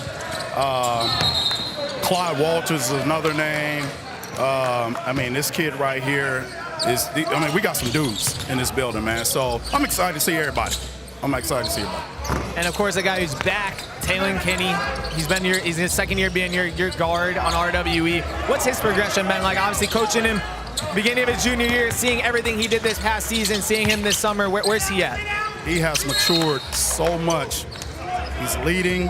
He's talking. His pace is unbelievable right now. The confidence is on an all-time high. He did not let some of the distractions that it would get to most affect him off the court. That dude is locked in. And as far as OTE, obviously, you've been here for a bunch of years now, since the beginning. You've seen all the guys come through the building. You saw the Thompson twins. This platform right now with the coaches, scouts in the building, like how great is that and how special is that to OTE? Man, look around, man. You're not going to see this. No disrespect to anybody else around the country, but you're not going to see this nowhere else but here at OTE. And I'll put my money on that legally, but you won't see that nowhere else, man. Now, obviously, a really big moment for all of these players, but what's something that you can tell them to kind of just calm them down, relax, and just let them know, hey, it's still the same game you've been playing your whole life, but it's also a huge opportunity for these guys? I mean, be the best version of yourself, man. That's the most important thing. And it's basketball. It's something you love to do, so why rush it? If you love something, it'll take its time, so why rush it? And you're the head coach of RWE. I would say the most popular basketball team in the country. Last year had a good year, but kind of ended early. What does RWE have to do this year to hopefully get over the hump and win that championship? Win the championship. That's the only thing we can do. That's the only thing we can do. If we don't do that, you know, we're still going to send guys to school. Guys are still going to hear their names in a couple of years. But for these guys, for Talen Kinney, the reason why he came back was to win the championship. And I'm hoping to help him deliver that. Last question before I let you go. We talked about the development. What is it about here at OTE? We've seen guys like Romello Hill come through the door. Nobody knew who he was. He's officially a 4-star with all types of D1 offers. That's just one example of guys that stay here for 2-3 years and develop. What is it about this building, this organization that helps develop kids to the next level? We got time. We have more time in the day to help our kids get better than anybody in the country. We have time in the morning, we have time in the evening. Our guys, our coaches are designed to develop people, so we're here until everybody leaves the building, so we got time. Coach, thank you so much, man. Got to let you go. We appreciate you for joining us, Tom. It's a lot of talent in this building right now. I haven't seen Coach Frasier this excited, I would say, since year one when we had the Thompson twins in the building. He's he's the head of player development and the head coach of RWE. He's been responsible for so much talent in OTE. And to see him this excited about all the different guys, he doesn't fake it, right? I think he really believes in the players that we've recruited this year. So a big shout out to Coach Frasier and a big shout out to the whole entire staff. So it's exciting, man. Absolutely exciting. And if you want to see more basketball, don't go anywhere. We got more 5v5 next, but let's take a look at a day in the life of what goes on if you're a player here at OTE by checking out One Shot. We've been following Eli since he was in 9th grade. We made a show for 2 years with him and his brother and his dad called Family Business. Isaac thinks he's a vlogger now or something. He came to OTE when he was in 10th grade. He was the last pick in the OTE draft. Played with the Thompson twins. You know, the perception was I don't want a TikTok basketball player on my team. By the end, they were like, this guy's the real deal. Eli is highly skilled, but he's not the most athletic. He doesn't dunk, his vertical isn't high. A lot of what he succeeds at is effort. Like, he will himself to win. Now he's the reigning MVP. He's had multiple 50-point games, and he's committed to the University of South Carolina. To us as a league and a business, Eli is like our LeBron.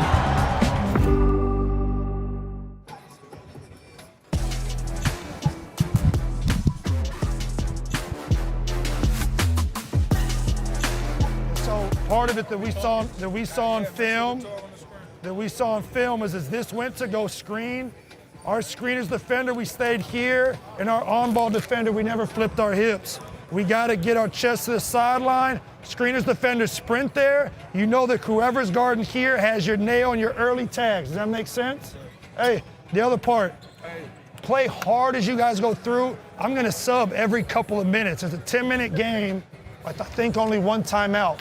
So as you're in, know that you're going to sub and go through them and try to get guys a little bit of rhythm so it's not too quick. It's not going to be 5 in, 4 out, but we're going to be able to get up and play. You got something? Yo, let's stay together, man. It's right now to set the tone, bro. Let every fucking body know we're here. Right now, it's now. So you guys have a feel for the day. You only have this in one other period that you're playing, your day's over. So the impressions that you're trying to make them for playing hard, make them for making a play for somebody, and then go make simple plays. As you get tired, don't do this. You don't have to do the spectacular unless it's there. Go make simple over and over and over again. Beat people with simple, beat people with being connected. Does that make sense? That makes sense? Hey, and get back. Hey, run through. Fuck that run. They gonna try to be on mound. Yeah. Tough guys, that. Fuck that. Get back on defense. Run through the elbows. Hey, my other thing for screeners is we have to be really good rim runners after we screen. So if I screen and I set one and someone comes off me, I can't stand and wait to see if I need to roll or not. Just roll. These guys are gonna find you on stuff to the rim.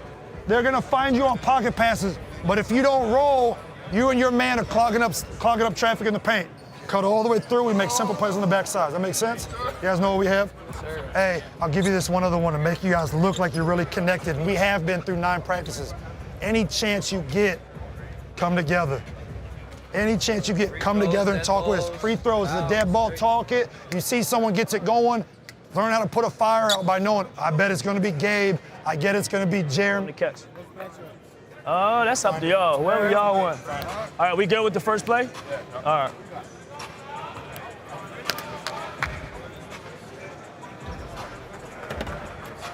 It's 10-minute games, right? 10-minute game, man. It's 2. 2 10-minute games. They'll just probably switch the opponent. And welcome back to the OTE Combine, fueled by Gatorade, where we're now locked in for the 5v5. But now we're joined with some of the cohorts. We got AO, Adam Umidouche, and Diamond Blasi. Tom, we got royalty in the building, man. This is a lot of buckets sitting down next to us. It's a lot of buckets. It's a lot of dunking. I've seen Diamond dunk 5,000 times today. I'm a little stressed. Fellas, how we doing? We're doing great. Great opportunity today. I was just playing with AO on the 3-on-3. You know, just grateful to be here and be able to show off. Awesome. AO, you kind of had a great first session so far. The workout's been going well. What can you tell us about how it's been going? It's been going great. You know what I mean? I'm just staying down with the course, just working, and I'm just being me. So. You've been here before, AO. You've done this workout before. You've been able to get in front of these college coaches. But I feel like when you care about something, the nerves never go away, right? So what has this experience been like for you, even though it's not your first time? I would just say I would just got to keep taking advantage of the opportunity. You know, like I play in front of these coaches all the time, but I would say this is what I can do to help my family. Like if I'm playing as hard as I get to get and something comes up, you never know. When I get 40, I'm nice to this guy, then he hires me a job when I get older. You never know. I just got to stay like character-wise and just play my hardest. Hey, that's a very mature answer. And Diamond, for you, not only did you work out with the bigs today, but you worked out with the guards today. And in my opinion, your guard workout was better than your big workout. So very risky, right? Because you putting yourself in that situation, if you didn't look right, it could have made you look bad. Tell us about the confidence that you took to not only do one workout, but do two. And how well do you think you did in that workout? I feel like I was working hard all preseason for that. I've been telling my coaches that I want to be the most versatile version as I can be. Just being here and being able to those two workouts just show to every coaches here that I can play for them wherever they need me to be. I feel like I wasn't stressed or doubting about what I was about to do. I was really confident going there because this is just reps after rep that I do every day when I come here in the building. I was just trying to be myself and show that I can do everything everywhere a coach needs me to be. So far, so good. And we got 5v5 going on right now. The black team, that's RWE. You see Talen Kinney leading the squad there. The white team, that's going to be the City Reapers. You guys will hop on as the Cold Hearts in a little bit. AO, you played with TK all summer. I mean, you guys had a great AAU season. What's it like playing with him, and how did that duo do all summer? I mean, Tay was my guy, and we always like planned it since I met him, and it was great. Like me and him built up chemistry, and like I built a friend forever, and we just gonna keep that relationship. And it was great playing with him. Obviously, our game were packed, so I was playing in front of coaches every game. I was bringing something, he was bringing something. Like it was great, and our coach was amazing, so I loved it. We seen you guys just went to Oregon together. Is there any chance y'all play college basketball together too? Take the AAU up to college? Hey, I don't know, man. We're gonna see. Hey, man, ain't nothing wrong with that. Hey, Diamond, for you, man. Question: a lot of returning players. You know, the Cohorts actually have the most returning players out of any team, but it's a lot of new guys. Have any of these new guys kind of caught your attention? Like, man, he's nice. They did. As far as the cohorts, I seen Owen and my guy Q also show off at practice that they were really like ready and coming here with the great attention.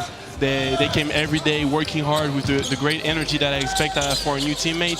They got some great skill, and those are some young guys with a lot of talent and potential. So those two, I would say, yeah. And Diamond, obviously, man, you are a great basketball player. I know that you are locked in and focused on basketball, but you also get a lot of opportunities off the court. A big social media following, doing different modeling, going to different events. How do you balance it all? Like how does that all work so that you can make sure you're locked in on basketball, but you also get to do the other things?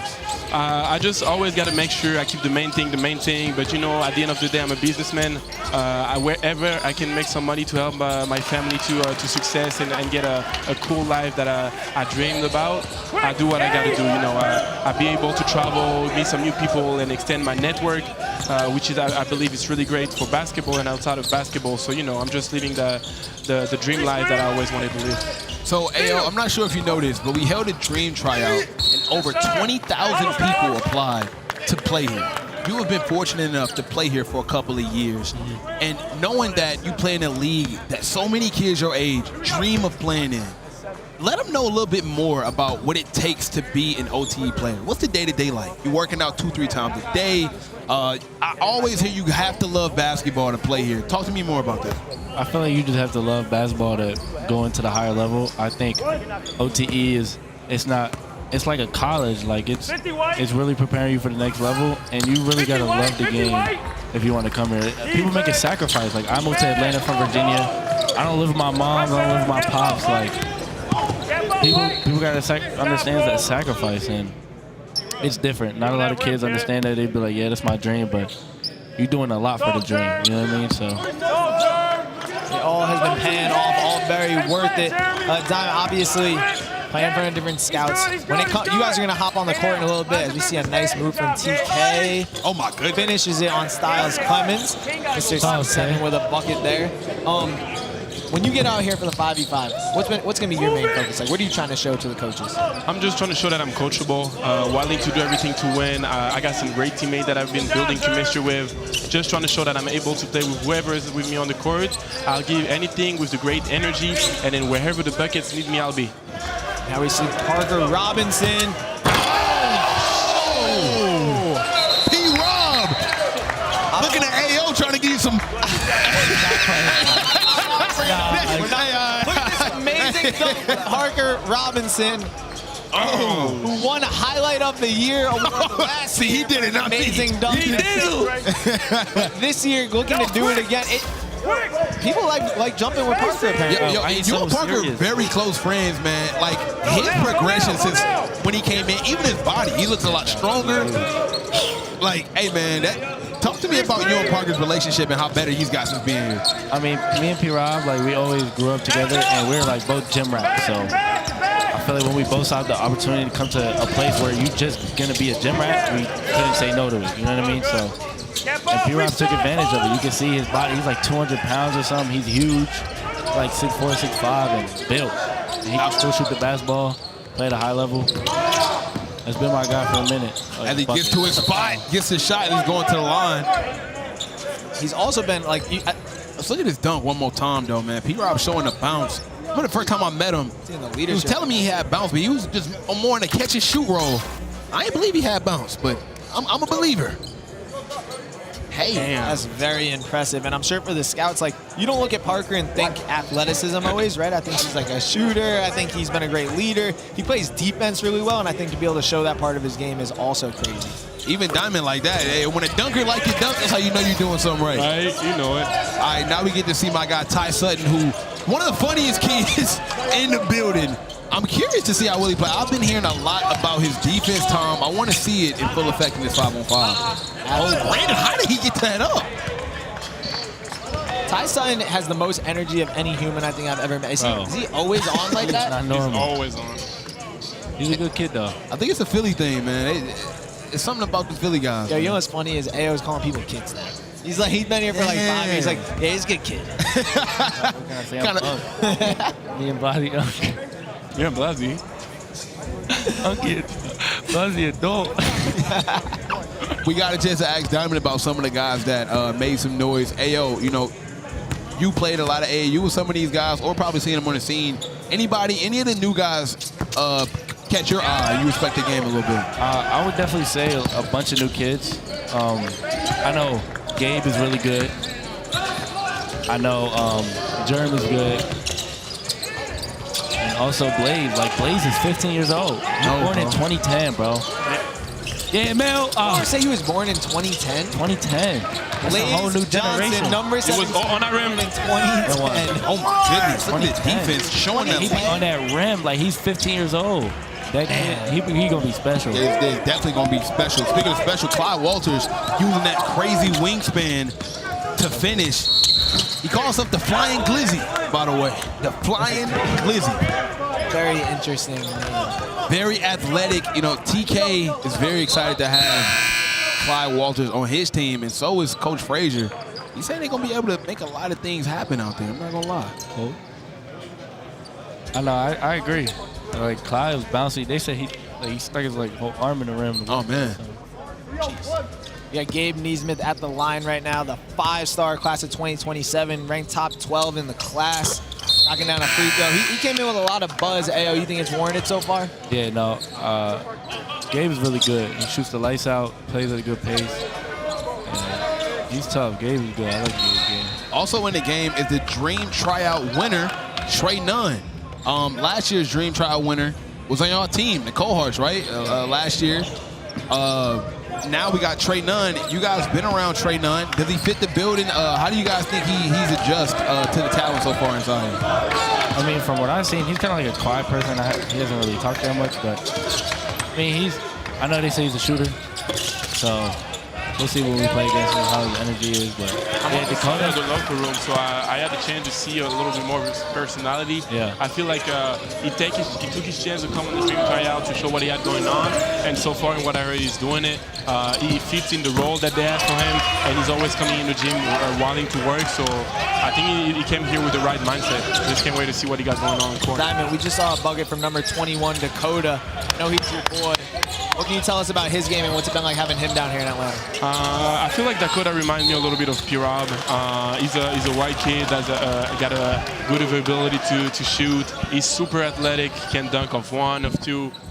He's just going to be a surprise prospect here in the building. I feel like he can fit in any role that a coach got for him as a shooting guard or a wing. So just can't wait to see what my guy is going to make about that opportunity. And did you guys become friends through social media, or how'd that happen? Yeah. No, actually we met on the basketball tournament, the Hoop Vibe in Florida. Awesome. P-Rob at the line, shooting two. I think this is the year that P-Rob makes that gap that we were talking about. Had a great summer.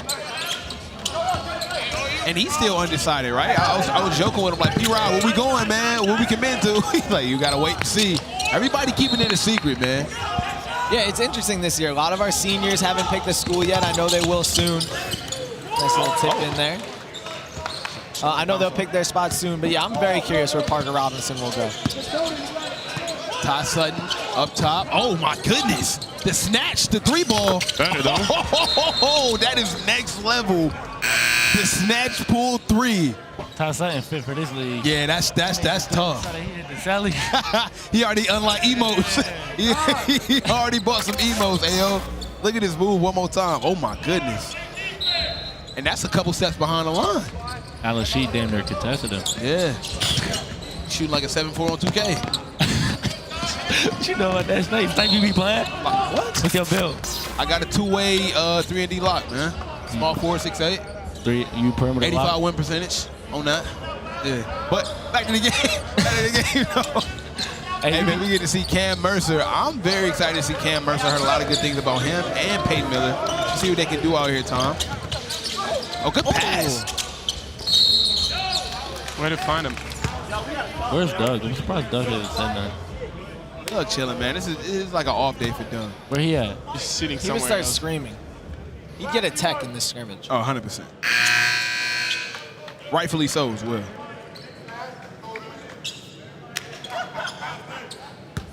Tyron Frasier at the line. Cousin of Coach Frasier. It's not true, but we just be saying that because they got the same last name and they're from the same place. I talked to Coach Frasier about it, and he said, so many people has asked me if he's my cousin. I just decided to go with it because it's a lot easier to explain than a long no. They're both from St. Louis. They both have the same exact last name. And St. Louis is a small place. I'm thinking about changing my last name to Blasi. I think that would make you look really That's fire. Just claiming it. Tom Blasi. Tom Blasi sound fire. I ain't gonna hold you. Payton in transition. Takes the bump and the bucket off the glass. We got a close game, 16-13. When the clock starts running down, that's when the game get a lot more serious. Styles to the basket, kicks back out. And that's just a grown man. Yo, he has a grown man body. Bro, he's huge, bro. When we got to meet him for the first time, it was pretty shocking. Really? Yeah, he's like differently sized. He's like 6'9" with shoes off. Yeah, that's why Dreamerz was good. Like, he's strong, bro. Great defense, dog. Looking at how the teams came out, AO, who do you think is one of the toughest teams to beat in the building? Is it RWE team looking a little OD, or is the Reapers team looking a little bit better? The Cohorts. No, of course. I'm saying the toughest opponent for you guys. The Blue Checks. No. I mean, both of them are really good. Like, we ain't got no friends, man. You got to pick a side. No, everyone got their flaws. I would say that. Like, I would say Reapers struggled a little bit with the shooting. RWE got a lot of pieces, but and sometimes, like the same thing with last year, sometimes they can be selfish or something. You know what I mean? But both teams are really good. Like, if they're both at their best, even us, they're hard to beat. Absolutely. Cole Granderson trying to make it happen. Top Sutton up top. Back to Gabe. Oh, in and out. Those are the worst misses. TK off to the races. Pulls it back out, though. Walters for 3. Doesn't go. Rebound. Nesmith, the king. Oh, he's a highlight reel. He got some bounce, man. King is OD too. He also showed that he can shoot the ball as well during the workout. Able to shoot the ball pretty well. King like a point forward, bro. Yeah, I like that. Yeah. T-Rob off the screen. Yeah, Phrase. Rebound. Phrase. Using that body and that strength. He's a legitimate 6'10", 193 pounds, class of 2027. We're going to say goodbye to our Cold Hearts duo. Appreciate having you guys. And Diamant. We're going to get ready because they're hopping in right after this one. Good luck, guys. TK to the lane. Pass intercepted, but he stays in the play. The lob. We can expect a lot of that from RWE this year. Yeah, we should add something. Whichever team gets the most lobs should win a prize. Yeah, they should win free overtime merch at overtimefits.com. If you guys want some overtime. Gatorade. Yeah, free Gatorade would be great. As much Gatorade as they want. Great pass out. Get me to the basket. You know, I don't think there's a 6'10" guy that can guard him. The only people his size are centers, and they can't stay in front of him. If he wants to bully anyone, it's pretty easy for him. I think he's a demigod, man. You're checking out the RWE roster right now. Obviously, we know Talen, Kenny, Parker Robinson, Romello, 3 guys returning. Who do you think, who's a new guy who you're most excited about? Is it Cam Mercer?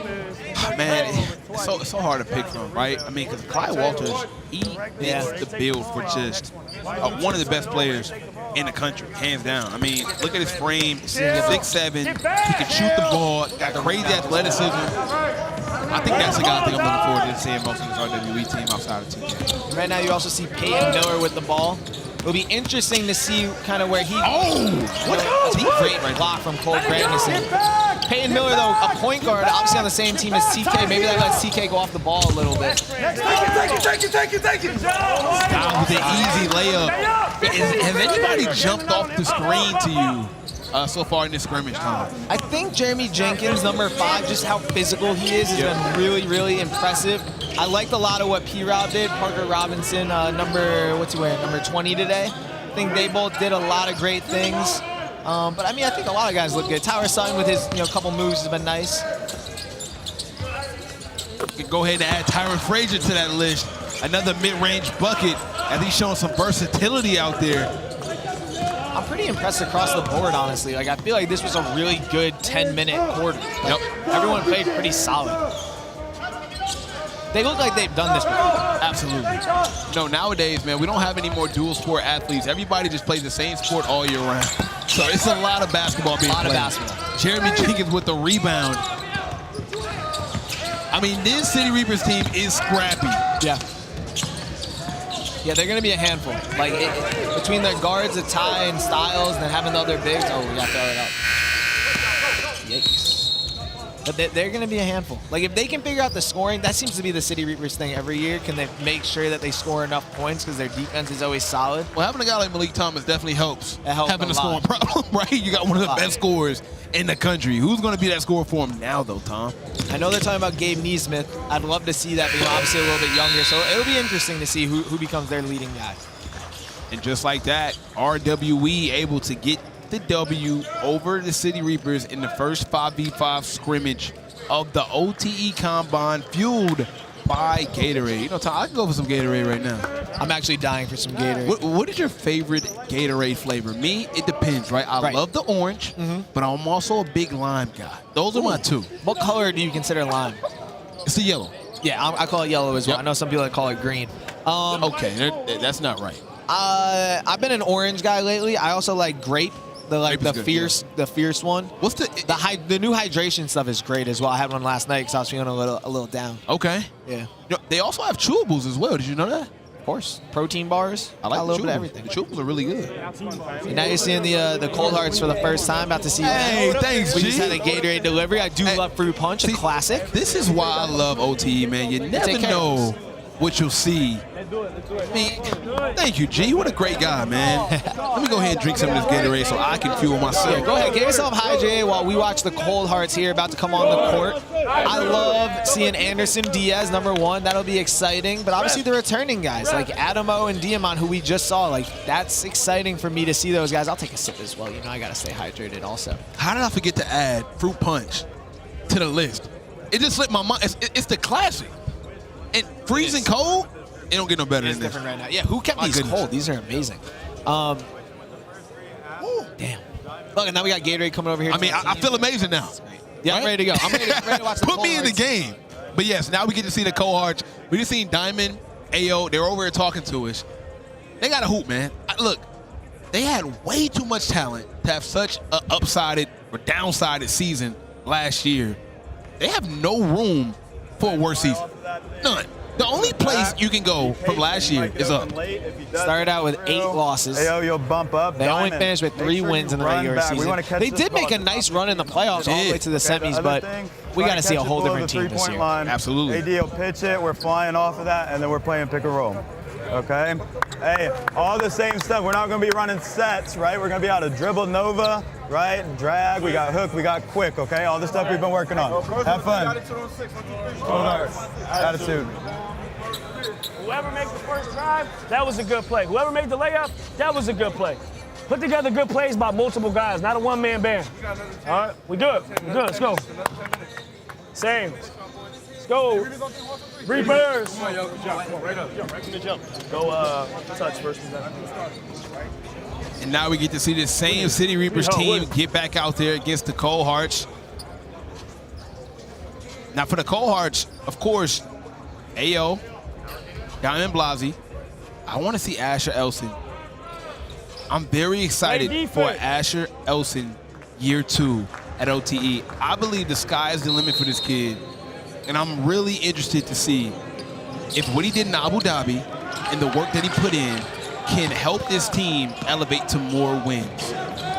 I think the big thing is like him and AO, the returning guys, and probably the returning guys who will play the most, like they got to be 2 of the best players in OT if the Cold Hearts want to be one of the better teams. And don't forget Anderson Diaz, right? Who, as we said, might be one of the most shiftiest players in the country. I like him being out there in that starting lineup.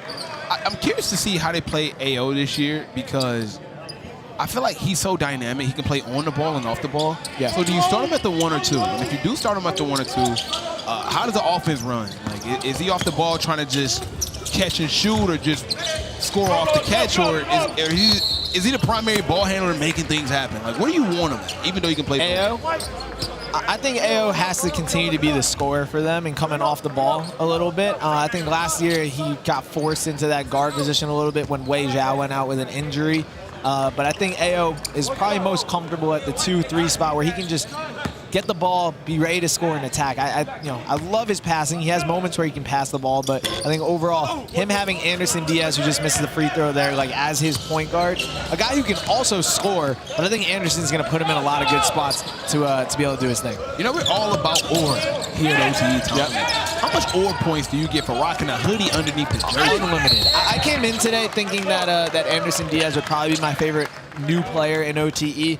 Him rocking the hoodie has cemented that. A hoodie underneath the jersey might be the most New York thing I've ever seen in my life. He's used to it being cold. It is cold in this arena. I will say that. We do keep the AC on high. When you're with the Cold Hearts, you might need a hoodie. I like that. Hey, come on now. I like that. Come on. And we see Cole Grandison at the line now in his 2nd year for the City Reapers. He's probably going to be the leader for the Reapers as a returner, one of only 2 returners on this Reapers team. You know, he had to learn a ton last year from Malik Thomas and Amari Evans and obviously Coach Doug. I'm excited to see what Cole does in his senior year. And he hit one of the biggest shots in OTE history as well. Yeah. Remember, he's the reason why I came down to a final shot by Eli Ellis. Very, very He put up a lot of big buckets in this building. I forgot about that. Everyone forgets this shot before the game winner. Everybody forgets it, man. Could have been a hero. Anderson Diaz. Styles Clemens, one of the most physical athletes we have in the building. Turnaround fade over the top. That is my guy, okay? That is going to be the most exciting player in OTE this year. I think he's a potential all-OTE player, one of the 10 best guys in the league. Just a junior out of New York City. I am New York biased, of course. But there aren't that many players that we've ever had at OTE who can make a move like that. Absolutely. AO on a break, looking to make something happen. Diamond Blolly set 3 illegal screens, but it doesn't stop him. Let's take a look at Anderson Diaz. Check this out, man. I mean, got him on his hip. Get to work. Spin fade over the guy with the highest vertical in the building. With the hoodie on. AO, man. I like, you know, AO was afraid of contact when he first came into the building. Now, he initiates contact. That's a huge difference in his game. By him having a smaller frame, I'm really excited to see him not shy away from that contact and try to make it happen. King to the basket. 3-ball. Cole Granderson. He's solid, man. Cole is just solid. Swiss Army knife, man. Swiss Army knife. Kind of gives me a, who's a good NBA comp for Cole Granderson? Tobias Harris. I like that. Yeah. I like that. Give me that Tobias vibe. Diamond on the mid-post turnaround fade. Doesn't go. He's been working on that, so I like to see him, try it. How about your 6'9" 2-guard, 4'4", pushing the paint with like a 4.0 speed, man.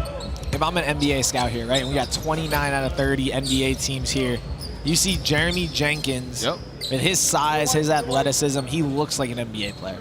I'll tell you what, if I'm talking to anybody when I leave here, he has to be on the top of the list. I mean, the NBA is all about versatility, being able to guard 1 through 4, being able to switch, right? They're switching everything, spreading the floor.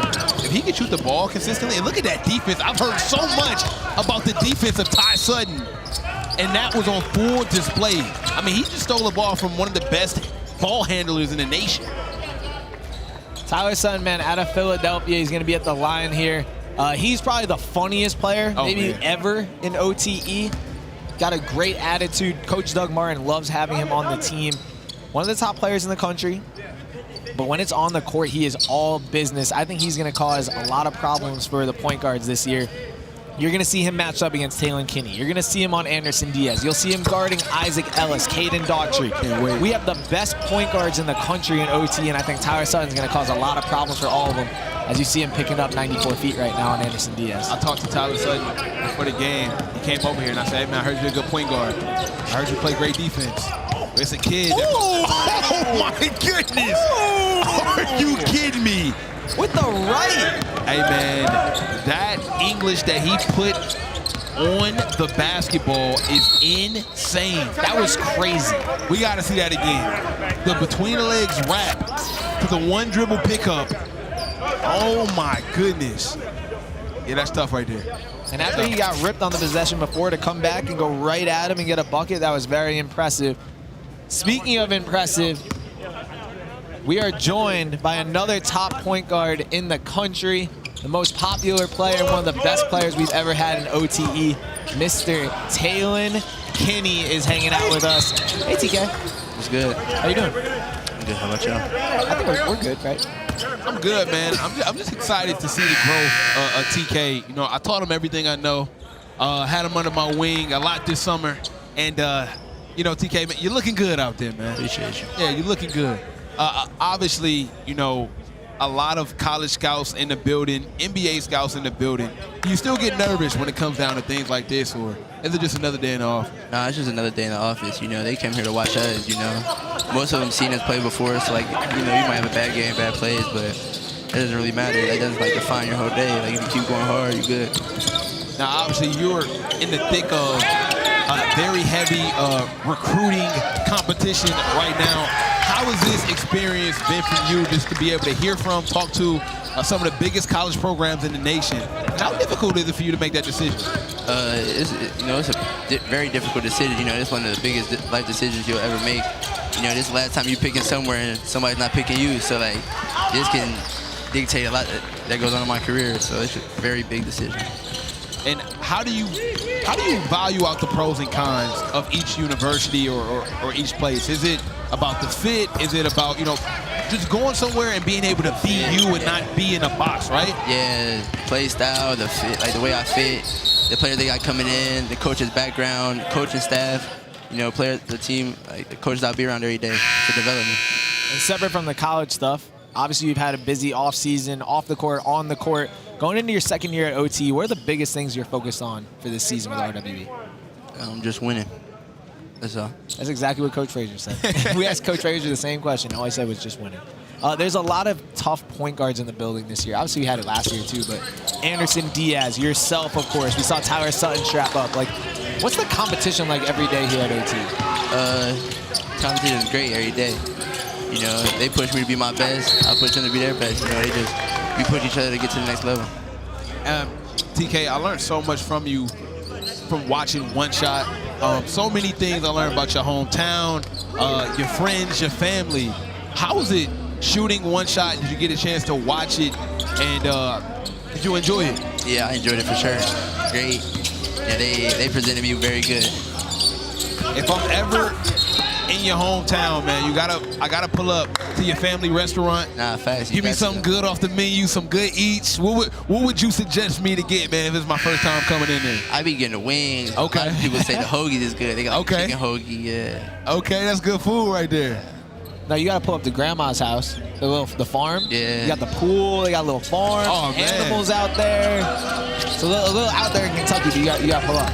Now, you got a great brotherhood with some of these guys on your team already, but watching One Shot kind of showed me how much brotherhood is important to you. You got a lot of childhood friends who you've been living with for the last few years just off the strength of the brotherhood, man. How important is friendship to you in the sport of basketball? It's very important, you know. I feel like if you got a good brotherhood, you can make it far with any team. You know, guys that just buy in, you know, you got a good relationship on and off the court. The off-the-court relationship shows on the court. So, speaking of brotherhood, you got your brother Ayo out there playing right now. You guys just went to Oregon on a visit together, but more importantly, you've been able to see him blossom, see him grow. Y'all played a lot together this summer in AAU. What do you think about Ayo and his growth since seeing him here so far? His growth been crazy, you know. Like, even with that losing season last year, he still performed, you know. And then AAU, me and him together was just legendary. They was on the same team, but now when you guys go against each other, these RWE cohorts games, how do you turn that friendship off and make it a little bit more competitive? Or is it just still friendship on the court? How do you go about playing against close friends in basketball? You still got to go out there and compete, no matter who you are, family, best friend. So would you attempt to dunk on Ayo? Yes. Oh, you see when P. Rock dunked, I was right there, right over top of him too. I know that you're comfortable playing in front of these scouts, but there's over 100 of them, the most, maybe ever, definitely the most in the OT building, but over 100 scouts and coaches in the building. What do you think they are looking at from you? Because they've seen you do a lot of things, right? When you talk to these coaches, what are the main things that stick out to them? They just want to see me, you know, shoot more threes, you know, make them at a higher clip, and just be a point guard and a leader. What's some of the things that you worked on this summer? I know me personally, last year you were very close to 50, 40, 90, and also you're really good at picking your spots, right? You know where you want to go, you get to your spots, but, you know, what specifically have you been working on this summer to get better at? Dude, just playing with my pace, just everything. Work on everything. I feel like I can fix everything. You know, some things more than others, but I feel like my all-around game needs to be better to make it to the next level. And you guys were a good team last year at RWE. I know you're only a few weeks into it this year. Are there any big differences from last year's team versus this year? Like, you got a lot of new guys. I feel like our friendship off the court is a little stronger. Way stronger. It's like like the whole team is friends. You know, so last year I feel like we had like 5 of us hang out, 3 of us wouldn't, 2 of them would, but it just wouldn't all be together. Like, we all play the game together. Like, was always together. And that translates, right? Like that type of chemistry definitely translates on the court. Obviously, a lot of new teammates this year. By you being, you know, one of the, I think you're probably the most famous person in high school basketball right now. What's some of the guys that's new to the building? They could be RWE, cohorts, City Reapers, that stuck out to you. And you're like, oh, bro, kind of nice. Clyde, Peyton. He's naming all RWE. Yep. They always do, right? Peyton Miller. Who's your last one? Cam Mercer. Cam Mercer. Okay. My whole team. Yeah, my whole team. Because Cam, you've known him for a minute. I'm still going. I like Gabe. Okay, Gabe. I like Anderson. Anderson Diaz. I like him right here, Jeremy. Yeah, you have to say that, or else he'll beat us up. Yeah. And wait, how's Romello been? He's not a new guy. He's just, he's back. He's great. He's mellow. How can you not be? He's always mellow. Yeah. Cam Mercer, though, he's from like where you're from. You guys have grown up together a little bit. I know he's younger, though, just a sophomore. What have you liked from him so far and everything like that? The way he just plays his role, he buys into his role, you know. He knows this year, like, he's not going to have to be like the main scorer or nothing. But I feel like he just plays his role well, and that's what's going to stand out to these coaches. And you guys are he from crashing the offensive boards, defensive boards, and just playing defense. Like, that's. He's from Kentucky also, Ohio? He like Cincinnati, Ohio, like got it. 10 minutes. Cool. We got a good game, man. 10-17. You know, RWE, one of the most popular teams in the country. Coach Frasier, he's a tough coach. I've heard last year he had y'all running bleachers, doing all types of stuff. What's the relationship like with you and Coach Frasier? Okay, Styles. The relationship good. Who else I got? Me and his relationship great. I think our relationship great. We're going to hit King. Let's listen to what the coaches got to talk to the guys about. Styles, go get the handoff from King. So just pitch it right back. As that's happening, okay, Jeremy, set a back screen for King over the top. Okay? Okay? Jeremy. Okay, King, Styles. Okay? If he keeps his dribble, you set a ball screen. If you pick your dribble up, go to Jeremy, and then we play two-man game on the. You see it? So it's a handoff and a back screen for you for a lob. Our quick action, okay? Does that make sense? Handle it, let's go dribble. Yeah, I'll talk. Hey, You in the corner, let's go dribble. on some of these moving screens, Always corner. hey, on some of these moving screens, if the guard, I'm not saying this happened every time, but if the guard goes early or you realize late that you don't have an angle to get a good screen, like I'd rather you miss than to get a moving screen. Does that make sense? Okay, here we go. Let's go. Energy. Let's go, guards. I'm seeing Miami Heat shirts, Indiana Pacers shirts, Sacramento Kings. They are all in the building. I mean, what a time to be alive. This place is packed with some of the biggest names in basketball. I've seen Coach Self almost passed out, man. I almost passed out as well. Basketball royalty right there. TK took off during that timeout, getting ready for his next game. I know that he's the coolest and most chill person ever, but I am just curious what NBA, like he's got every college offer ever. Like that's all good. I do wonder the NBA guys are starting to notice him, of course. I mean, without a doubt, right? I mean, when you got a guy that not only can play the game at the level he can, but you also see, you know, this guy can handle what comes with basketball off the court. Right. Sometimes you don't know if a guy can handle that until they get there, until they get the fame, until they get the money. But he's the most famous kid in high school basketball, and he's one of the most grounded, humble kids you can meet. And I think that goes a long way because they don't have to guess about who you become. Right. I mean, we've worked with every top high school player for the last decade, right? Zion Williamson, LaMelo Ball, all these, the Thompson twins, Eli Ellis. I don't know if any player has handled the fame better than Talen Kinney. It hasn't changed him at all. It just kept him like grounded. I think he's just grateful for it, so it's cool to see that. Absolutely. Look at the hustle right there. 10-17, just under 3 minutes left. City Reapers with the ball. I'm not happy that the Cold Hearts are kind of losing right now. Yeah. I can't have losing vibes with the Cold Hearts. Gabe the kick out. King for three. And Owen is a kid that I want to see kind of be aggressive on offense. I heard a lot of things about his shooting ability. Right. Yeah, he's a little bit younger. Maybe he's looked good in workouts, but we gotta see him do it in the 5-on-5, and you know, I'm sure that he's gonna knock down a shot any second here. And he's tall, man. He's like the same size as Jeremy. Yeah, and these guys are 28. The block by King. Lost it there. For anyone that's just tuning in for the first time, this is the OTE Combine fueled by Gatorade. We have over 100 college scouts and NBA scouts in the building. Snipe mentioned it earlier. Kansas coach Bill Self is here. I saw a Miami Heat guy here earlier. We talked to Matt Verdon, who's with the Pistons. Everyone and anyone is here looking for the next top talent coming out of OTE. We got 30 players here, the best players in the country. City Reapers, RWE, and the Cold Hearts all represented. Snipe, who's impressed you so far? Man, it's hard to say any names other than Jeremy Jenkins, right? We said that a couple times. He's played phenomenal. Just using his body, playing the right way, and I think it goes beyond makes and misses. It just goes about the intensity he's playing the game and taking the shots you're supposed to take. Yep. Taking good shots, whether you miss or make, is the right play. But also, I want to give a lot of love to Clyde Walters as well. Yep. Using his lane, showing that he could be very versatile. Look at that. Jeremy Jenkins on the break, got the steal. Not able to finish, but it's impressive to see him move like that, push the break at 6'9". Man, he's really good. For sure. I've also liked number 1, Anderson Diaz on the Cold Hearts, the Black Squad. And then number 9, Tyler Sutton from the City Reapers. A lot of the new guys have actually been the stars. You know, Talen, Kenny, Adamo, they've been doing their thing. You know, I think the new guys have really showed out. And then the return I talk about is Parker Robinson, number 20. You know, he did a lot. Oh, my goodness. That's the second one time. Hey, listen, got a lot of shifty players here, man. Oh, my goodness. Showtime Ty is in the building. That's his nickname. Move it. Oh, goodness. See the young guy, Omari Chaudhry, trapped in the corner. Yeah, because we're just not used to. Ty Sutton And we takes the haven't open gotta play a 3, lot. knocks it down. I'm loving Ty Sutton right now, man. Talk about a two-way player, right? A guy that can lock up your point guard and make him fall. He's been doing a great job. Couple threes here, a lot of great defense, talking.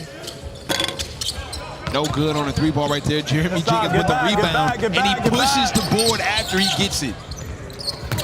Such a versatile piece to be able to just get the ball off the rim and just immediately attack. You're in help, Dada. Gabe Nesmith, the tough mid-range jumper, doesn't go. Rebound. King with the rebound. And the City Reaper team being active early, up 12 in this game. King Sanders was a player who we saw in the beginning of workouts, really impressive. Gotta get a hit, right? Big guy, who's super athletic. We also saw him knock down some shots. Hey, mango. And I think effort is going to be the big thing for him. I know Coach Doug Martin is going to love having King Sanders on his team. I talked to King Sanders and I asked him what can we expect from him. And he said a lot of energy, a lot of rebounds, and a lot of effort. Speaking of a lot of effort, Ty Sutton on the ground again. This guy is one of the most hardest working kids. And I'm going to tell you something. When you asked what does college coaches look for, they look for that guy. The guy that's diving on the floor for loose balls, giving 100% effort. I won't be surprised if he picks up a lot of interest after today. He's still young. I'm going to just call it right now. Set one. Tyler Sutton and Isaac Ellis will get into it at some point. 1,000%. There is a 0% chance that does not happen. And I love both of them. 2 of my favorite players in all of OTE, but they will 100% get after it with each other at some point this season. Tough layup right there by Marcus Gillespie. Looking forward to see what he can bring to the table, but it is the City Reapers getting it done 23-12. Oh, shake hands. My bad. I didn't know we were doing that. Here we go. Good job. Reapers will be done for the day. Great job by that team. We mentioned Jeremy Jenkins, Gabe Nesmith, but we'll get to see RWE and the Cold Hearts face off right after this. Very, very good game there. But as we mentioned, man, Ty Sutton doing all of the little things. You know, the more I'm around these coaches, whether it's Coach Frasier, Coach Norm, even guys like Coach Doug, it's never about the misses and makes. It's always about the effort. And Ty Sutton showed a lot of effort out there.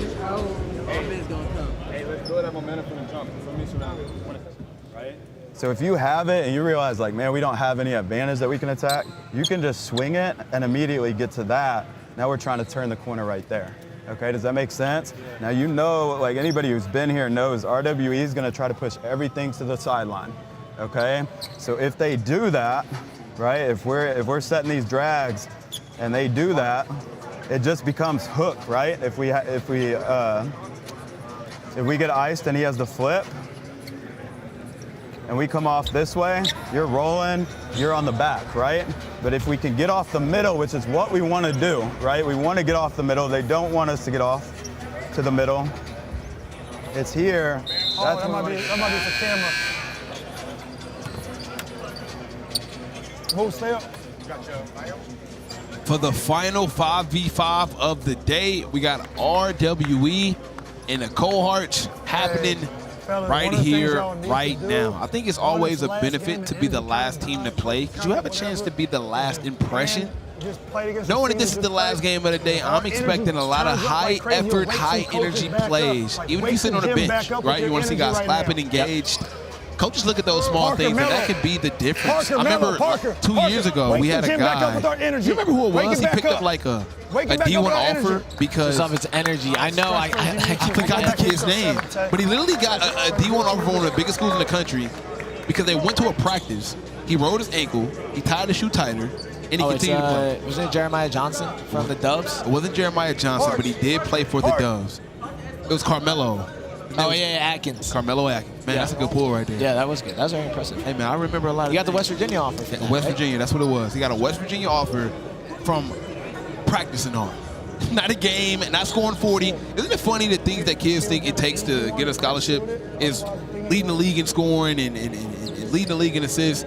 But in actuality, a guy got a D1 scholarship to West Virginia for rolling his ankle, tying his shoe, and continuing to play. I like that. I'm a big fan of that.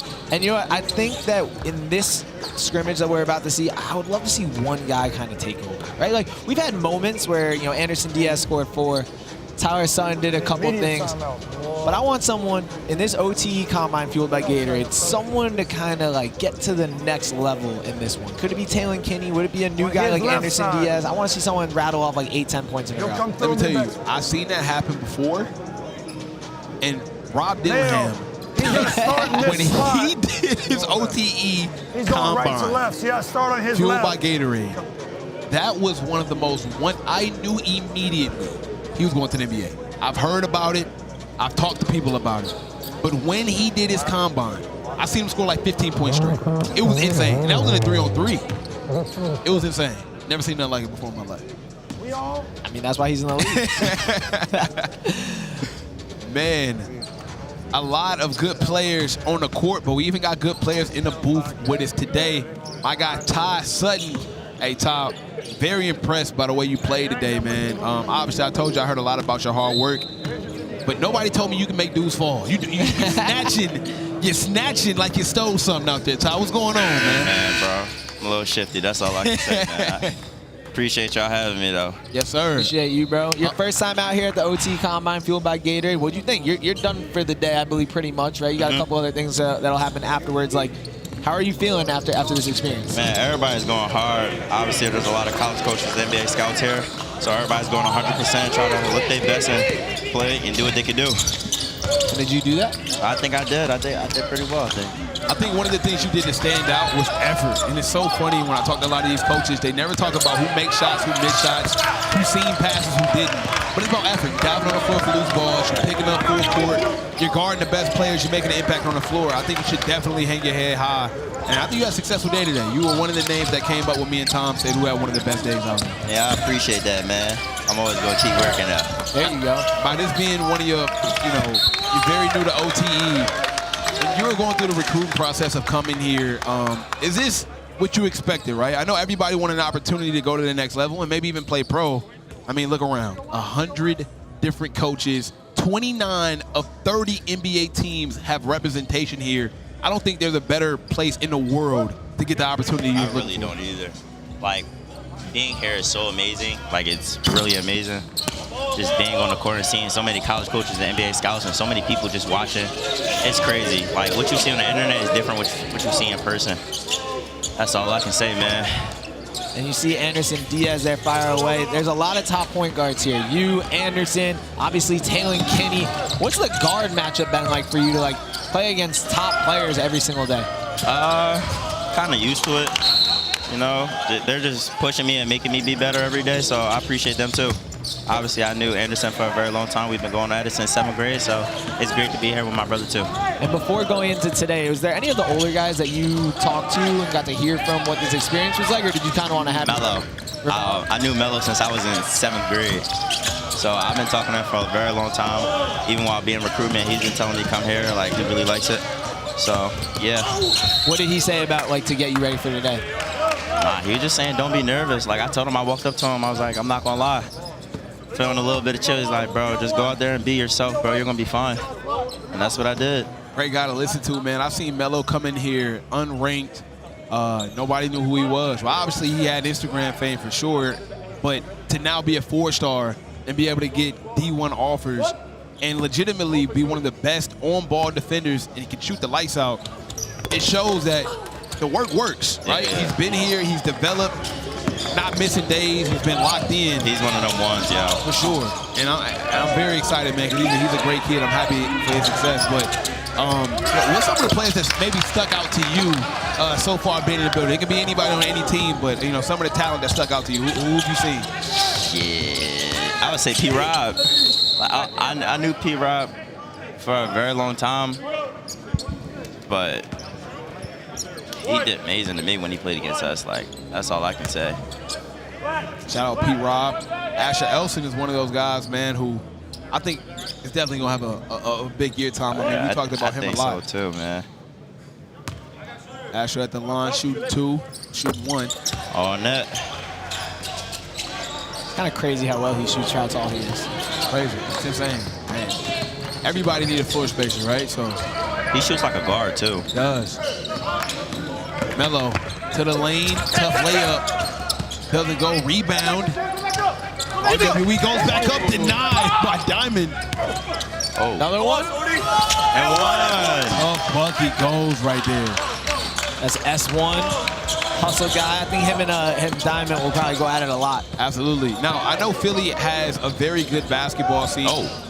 Wait. My goodness. Hey, yo. I know Philly has a very good basketball scene. It's a lot of talent around the city, but talk to me about the difference between playing back in Philly and then coming here to OTE where there's no off day, bro. Every time you step on the court, there's a guy who has a chance to be a McDonald's All-American that you're guarding on a night-to-night basis. That's a fact. In a regular public school, you'll play maybe 3 of them guys and then you got some off days where you can kill. What's the different mindset knowing that every time you step on somebody, ready to go? I would say being back in Philly, it's not the same from being here. Like, every day you're playing against a top player. Like, usually some players are just on the rise. Everybody here is as talented as me. So it's like, how do you stand out? And you have to do something very different to stand out. So it's been very well, man. Obviously, another point guard of ours is Styles. Iron sharpens iron every day. We guard each other, we go at it. It's amazing. That's all I can say, man. I would have loved him and Amari on the same team, man. Oh my God. That would have been so. The defense from him and Amari on the same team would have been insane. Do you have your eyes on that Defensive Player of the Year award? Yeah, I'm not about your defense. Hey, I do have my eyes on the Defensive Player of the Year award. I'm not gonna lie. I mean, I think Ty. Oh, good pass there from Anderson Diaz. And one. It might be a walk. I ain't gonna lie. I think you're in contention. It's hard for a guard to win. I know Amari is the 2-time champ, but like typically a Defense Player of the Year is a big man, right? You say with Rudy Gobert in the NBA all the time. I think you and Isaac Ellis from the guard spots are 2 of the guards that people look at as potential Defensive Player of the Year, and I'm sure some of the bigs will get in the mix. You a sleeper? I think Diamond Blasi, and I'm gonna tell you why. I was thinking about him. The weak side helping his athleticism. He's gonna be erasing shots on that weak side. I agree. It really just depends on his role for the Cards. If he's gonna take that starting role and have some leadership to be on the floor more. You know, last year he wasn't on the floor as much. Right. Yeah, it'll come down to how much he can play. And Defensive Player of the Year could have easily been last year. It could have easily been Kai Rogers, yeah. But he was hurt. He led the league in blocks. He was very big. I mean, he was one of the best rim protectors in the country, but it's all about availability. So I'm very curious to see who's going to win that. So you think top 3 is me, Isaac, and Blasi? Yep. I can't be mad at that. Still a lot of people to see. Obviously, a lot of different teams. Of course, Blue Checks, Diamond Doves. So many teams that we haven't had to see yet. But from what I saw, I'm good with that top 3. I feel good about that top 3. I'm good with that top 3. Yeah, I'm cool with that too. I'm not gonna lie. Whether I win or not, I'm just trying to get a chip. Absolutely. Another bucket for Asher Elson. They running the floor. They looking good right now. Ty, your coach Doug Martin, he won a championship in his first season, made it to the finals last year. What's it been like playing for him so far? He's coached a lot of greats, Malik Thomas, Amari Evans, Shakai Howard. Now he's got Ty Sutton. What's he said to you? Pretty much just structure. Like, he told me he believes I could be a #1 point guard in the country soon. So I just trust in his work and, you know, just listen to him as much as I can. What's been the biggest difference being here at OTE? You waking up earlier? They got you in the weight room. I know they got. James got you in the weight room. No, James, yo, it's James. I used to wake up early for school. Anyway, I used to wake up around like 5, 6. It's regular school, so you get there around like 7. 23.9 seconds, a really good defense. We'll talk about it after this break. We came over with something about how we weren't. Keep building that. But on that end, it can't be that I'm going to rush to go do something. 2 draw to me, here's my simple play. But if stuff goes up or shots goes up, and I'm in the corner, I'm doing what? Golly, this is scary. I'm sprinting back through elbows. You're above the foul line. What are you doing? High eye, low eye. Like it shouldn't be a layup fest down here just because we take a shot on that end. Finish your rolls. Play within the stuff, like our drag and our quick and our hook, or dribble and Nova, right? And then whenever it gets to where, like real stagnant, everybody's standing around, no advantage, we gotta start finding those chase actions to create. Like we got really good like ball handlers, playmakers, right? All we wanna do, like if he has the ball, we just wanna open somebody's hips and let him get downhill. Does that make sense? Okay, on defense, continue your talk. Hey, 1, 2, 3. About another minute for you all. Seeing the cohorts get back out there, but Tyler, we were saying, man, weight room. Talk to me about what James got y'all doing, man. I know about James, yeah. Yo, James he's funny but scary, yo. I'm not even gonna lie. I don't even play with James like at all. That's been the biggest separator, weight room with James. Okay. That's some wild stuff. Is any of the guys like better in the weight room or worse, or you're all kind of struggling? I would say Cole and Styles are the leaders in the weight room. They've been here. They've been here. I would say King is also, but everybody else is just working hard to do what they're supposed to do. Obviously, James had Amari and Malik, so he expects more from us as a team with Reapers. Right. So when we go in there, we just have to work, literally. Can I ask about one of your teammates, Jeremy Jenkins? It's kind of been big tweet. He's been someone that we're talking about a lot today, I think. Just a huge human. What's it like playing with him? Oh my God, I'm not gonna lie, it's scary. Jerem's my dog, but like you just never know what Jerem gonna do. He might dunk on you and just go in your face or something. You just never know. I think it's impressive to see somebody 6'10" that can go grab a rebound, push the pace of the ball at an insane speed, dunk on you. Like he's like a wing. Yeah. And no, I'm sorry. I don't think nobody. If he plays the 5, nobody at the 5 position can guard him. Right. He's so versatile. I just said that. He can guard a 5. A 5 can't guard him. Yes, literally. A 5 can't guard him, but he can guard a 5. Crazy. That's literally it. You got in a matchup with Talen Kinney, a little bit, a guy who we're watching right now play for RWE. What's that matchup been like?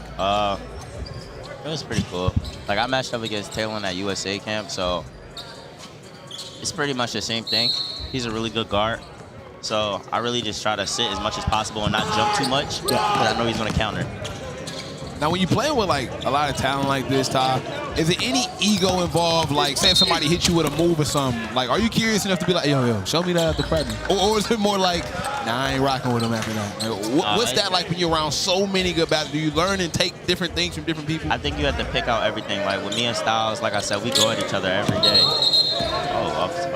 We go at each other every day. So when he doesn't move, it's like, what was that? How you do that? Same with him, with me. So iron sharpens iron. We just go at each other every day and see what we can pull from each other. Like he's a really good defender, so I try to take tools from his defending and add it to mine. And his leadership is really good. I think so. So he's teaching me how to be a better leader, just and mature. That's what it's all about, Tom. I don't know. A lot of people don't know this, but AI did not invent the crossover. He was actually getting hit with the crossover by his teammate every day one-on-one when he was at Georgetown, to the point where he had to remove his ego and ask him, yo, can you please show me how to do that crossover? And that guy became Allen Iverson, with one of the best crossovers I used to spam that I've ever seen.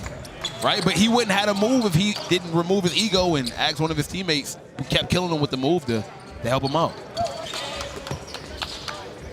We got a good game here. Owen. Wait, did I drop 2 people? Oh, my goodness. Yeah, you dropped 2 people today. Okay. To the lane, easy layup. And it goes. TK, Talen Kinney. Looks like he got a little faster out there. He get to that lane. He's at a different pace. Like that, it's crazy how fast he can accelerate and get to the rim. To the basket. Look confused out there. We got a break. TK. Oh, I think he's going to bang that one. Oh my God. My goodness. Chill, Cam. Sophomore. Hey, Cam, you got to chill, Cam. Hey, Mello. Hey, Mello. Hey. Everybody on their feet right now. Oh, my God. Let's take a look at this. Gave it up. Oh, my goodness. No, I told him that. Owen did make a little business decision at the end. Now, if you're going to do something in front of 100 college coaches. Oh, that's the momentum right there, though, y'all. And now we're joined from OTE alumni doing his thing Champion. out there. Champion. Doing his thing at Georgia Tech. My guy, Jaden Mustaf, is in the building. Jaden, what's up, bro? What up, what up? Look like you got a lot stronger, man. What they got you doing? What you eating over there, man? I ain't gonna lie, I've been in the gym. Hey, man, we always excited to see you back, man. Every time I see you, bro, you light up the room, bring a smile to our face. No, what has it been like for you, man, at that next level at Georgia Tech? And what can we expect from you so far? You did a great job by inserting yourself in that starting lineup by the end of the year, but what can we expect from you this year? Yep, I mean, we just been working. I feel like I'm gonna have a bigger jump this year, not only being a sophomore, but just getting better over the summer. I feel like our team gonna surprise a lot of people, you know. People here at Georgia Tech, they don't really, sometimes nobody really jumps up like that, but I think we're gonna surprise a lot of people this year. And just looking forward to having a big year. And obviously you played at OTE, you played for the City Reapers, now at Georgia Tech. For the younger guys right now who are playing in front of all these college scouts, you got to do it as well. Like, what do you think seeing some of the new guys, and like, what's some of your advice you would give to them? It's a lot of talent, of course. OT gonna keep a lot of talent. But I would say, just be yourself. Don't come out here and try to, do too much or do outside here. Don't try to do things that, like, you feel like you're working on, but like you're not that good at. You feel like you want to show all the coaches that you're working on other stuff or whatever. But it's like, do things that your strengths. Don't show them your weaknesses. So come out here and do your strengths. Show your strengths. Just be you. Don't try to be anybody else. I'll say that's the biggest thing. Right. What do you remember from your combine? Like, did you feel like you played well? Like, looking back, do you feel like you were nervous? Like, what do you remember? I remember, I think my skills part was like a little bit iffy, I think. But I think once we got to the 3-on-3 and 5-on-5 stuff, I feel like I played well, I remember. And I think they had us in teams then too. Yeah. And I think us and RWE kind of went back and forth at it. That's how we kind of knew we was the best two teams. Cold Hearts, I'm not gonna lie, we kind of whooped them. Cold Hearts always getting beat up. Every year, bro, they get the bad end of the stick. So you were the point guard for the City Reapers. You're now sitting next to a new point guard for the City Reapers. Can we get some advice for playing for Coach Doug Martin and being a for maybe the craziest coach in high school basketball? I ain't gonna lie. You probably done seen it already. Doug gonna be kind of crazy. He gonna be him. He gonna say things to you might not agree with, but at the end of the day, it's all out of love. And he cares for his players. And at the end of the day, he's from the DMV, I'm from the DMV, and we winners. We breed winners, so he gonna be on you, of course. But you from Philly, ain't you? Yeah. So you know what it's like. Nothing. Exactly. You know what it's like. Now, you've been able to get a lot of tutelage from your current coach, Coach Stoudemire, NBA guard legend. What's some of the things that he's been able to maybe bring to your awareness about your development and some things he's looking forward for you to bring Georgia Tech this year? Just being more of a leader. I learn a lot from him every day still. To this day, I'm learning a lot from him. But he's constantly on me because he wants me to be better, and he can see things that I can improve on and stuff like that. But just every day coaching me on something different, whether that's, as a point guard, you don't want to be too far on the sideline. Like, it's just little stuff he kind of will critique me on and let me know, so I can be better for my teammates, get guys involved earlier, because it's gonna open up things for me. As the guard, the point guard, you got the ball in your hands, you kind of want to get everybody else involved first. Get the ball ahead, pass the ball ahead, do things like that, because once you start doing that and people start running for you, then lanes gonna open up for yourself. So just showing me things like that, because in high school you think you can just go out there and do whatever you want for real. Once you get to college, it changes a lot different. So, yeah. And we know here at OTE, it's a fraternity, man. How much do you still stay in contact with some of the guys you play with, won championships with? As we mentioned, we got a guy who's going to be here for a while. So talk to us about some of the memories that you had in this building, and do you still keep in contact with the guys you play with? Yeah, of course. It was a real fun time being here with all the guys. I talked to a lot of them: Carter, Quan, Darian was with me last year. Still talk to him. BT, all my Reapers guys, Jakai, Mario, my dog. But it's a lot of guys I still keep in contact with. Whenever they're in Atlanta, we all link up, do whatever we do, work out, do something like that. But it was just a fun time being here. And even though we was competing, at the same time we all brothers. So a long list of alumni, man, that have been able to, move on and go to that next level. And now, it's like every year, Tom, it's like we get new guys that's has a huge opportunity. No opportunity bigger than now, right? I mean, we've said it 100 times, but the biggest names in college basketball is right here. 29 of all 30 NBA teams. Who's the one who's not here?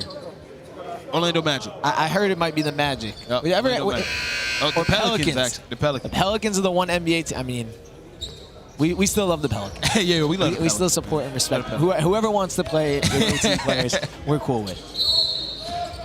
Nah, it's pretty crazy. And, like, every year more and more scouts show up to this. Obviously, when Jaden was here, he got to play in front of a ton of guys, but there's even more here today. So the opportunity is pretty crazy. Jaden, you got to there's probably a few guys who are here.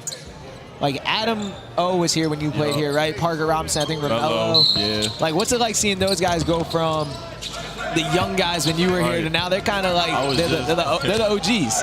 I was just thinking about that a little bit ago, because it's probably like, what? Someone was telling me earlier, it's probably like, what, 24, 20-some new guys in here this year? Yeah, about 20, yeah. And it's like, just seeing all the new faces is kind of crazy. And then Melo and them, they was sophomores and freshmen then. Like, seeing them now being juniors, seniors, I mean, it's kind of crazy, like, seeing the growth from them. Because then I think of myself, I'm like, man, I feel old being in here now, because I'm a sophomore in college now. I remember I was a senior here when I was here, so. Good action, Matt. It don't even feel like I was here 2 years ago. What year were you born? 05. Oh, wow. So we have our first 2010 player this year. That's here? Blaze Johnson was born in 2010. My little brother is born in 09, so it's like. He's 15 years old, and he's going to be 15 after the season. Yeah, That's crazy. Oh, he's young. Yeah, he's super young. Super young. He's already like 6'3", got a nice game to him.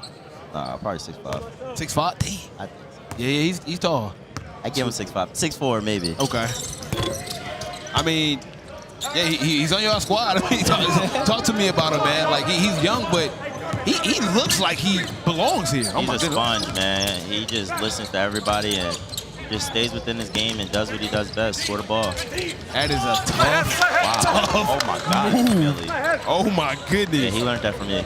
Peyton Miller, he got a bag for sure. And he's sitting on defense. Hey. Now, Jaden, I don't know if you know this, but it's a lot of talks that last year's City Reapers team would have beat your City Reapers team. Oh, man. And I know how this gonna go, but I gotta ask you up front, man. Best of 3, what that series looking like? But let's set that table again. So Jaden's team is Jaden, a young Amari Evans. Younger Amari. I think Amari was better last year. A Josh Jackson. Jakai. You had a Jakai Howard, a good squad. Bryson Tiller. Okay. This past, Bryson Tiller. Okay. This past year you had Amari Evans, Malik Thomas. Yeah, Amari, you had Leak, you had Cole Granderson, you got Styles Micah Tucker. Give me that best of 3. Move. Definitely. Yeah, I think they probably would have. What you think? I think y'all would have won. Thinking 2-0? Yo, Malik Thomas is like that, bro. I don't know if y'all go 2-1 and Leak in a. Oh! My goodness! Hey, they catching bodies out here, man. Hey, some bodies, man. I think 2-0. 2-0? I think. I think Malik gonna go off, but Malik gonna get his before you score. Oh, at the end of the day, it's definitely 2-0. Yeah. Y'all had too much, people. Y'all had too much. Yeah. And then the thing with Amari is, Amari was better last year, but Amari had a bigger role last year. So y'all had Jay Wilk too, right? Yeah. Nah, Jay Wilk was with them last year. He wasn't with us. Okay. But nah, what's the name? Amari had a bigger role last year, so of course he's gonna be better. Yeah. If he had the same role with us that year, you never know. Y'all probably win that because you was strong when you was here as a kid. You was one of the biggest. You was one of the biggest point guards to guard. Nah, I ain't gonna lie. I just got measured recently. I was 6'6". What? Stop the cap. Stop the cap. Hey, Jaden. Oh, they said, hey, me with shoes on, I'm 6'6". I believe it. That's I'm tall. That's great. I love my height. That is great. Guys, both of you City Reapers, we appreciate you joining us. Jaden Mustaf now at Georgia Tech, and Tyler Sutton, who will be a point guard for the City Reapers this year. Great job. Hey, who are number 3? I wanted number 3, but Styles took it. Oh, I forgot Styles got number 3. Yeah. I deserve number 3. Okay. I try to buy it. Okay. Hey, man, we appreciate y'all, man. We're going to let y'all get back to the game and back to your teammates. Thanks for joining us. All right, y'all. Yes, sir. Man, Tom, what a great day 2 of the OTE Combine, fueled by Gatorade as we are coming to a close. A lot of talent. They're measuring each other right now.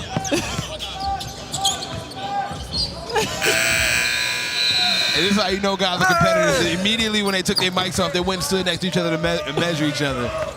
But man, 22-17, RWE take away the victory on the last 5v5 of the day. And man, these college coaches and NBA scouts gotta be impressed by what they seen today, Tom. A lot of great talent. From the skills work to the 3-on-3 to the 5-on-5. I think these players prove that they are among some of the best in the country. And I'm expecting a lot of these guys to pick up a lot of offers. Very impressed. Some great performances from the old guys, Talen, Kinney, and Adamo. The new guys, Jeremy Jenkins, Tyler Sutton. We cannot wait for the new season of OTE. Absolutely. Hey, guys, make sure you like, comment, subscribe. We cannot wait to see you guys opening week for game 1 of the OTE. Until next time, we will see you guys in the next one. For Overtime Tom, I'm Snipe Jones. We see you when we see you. Peace.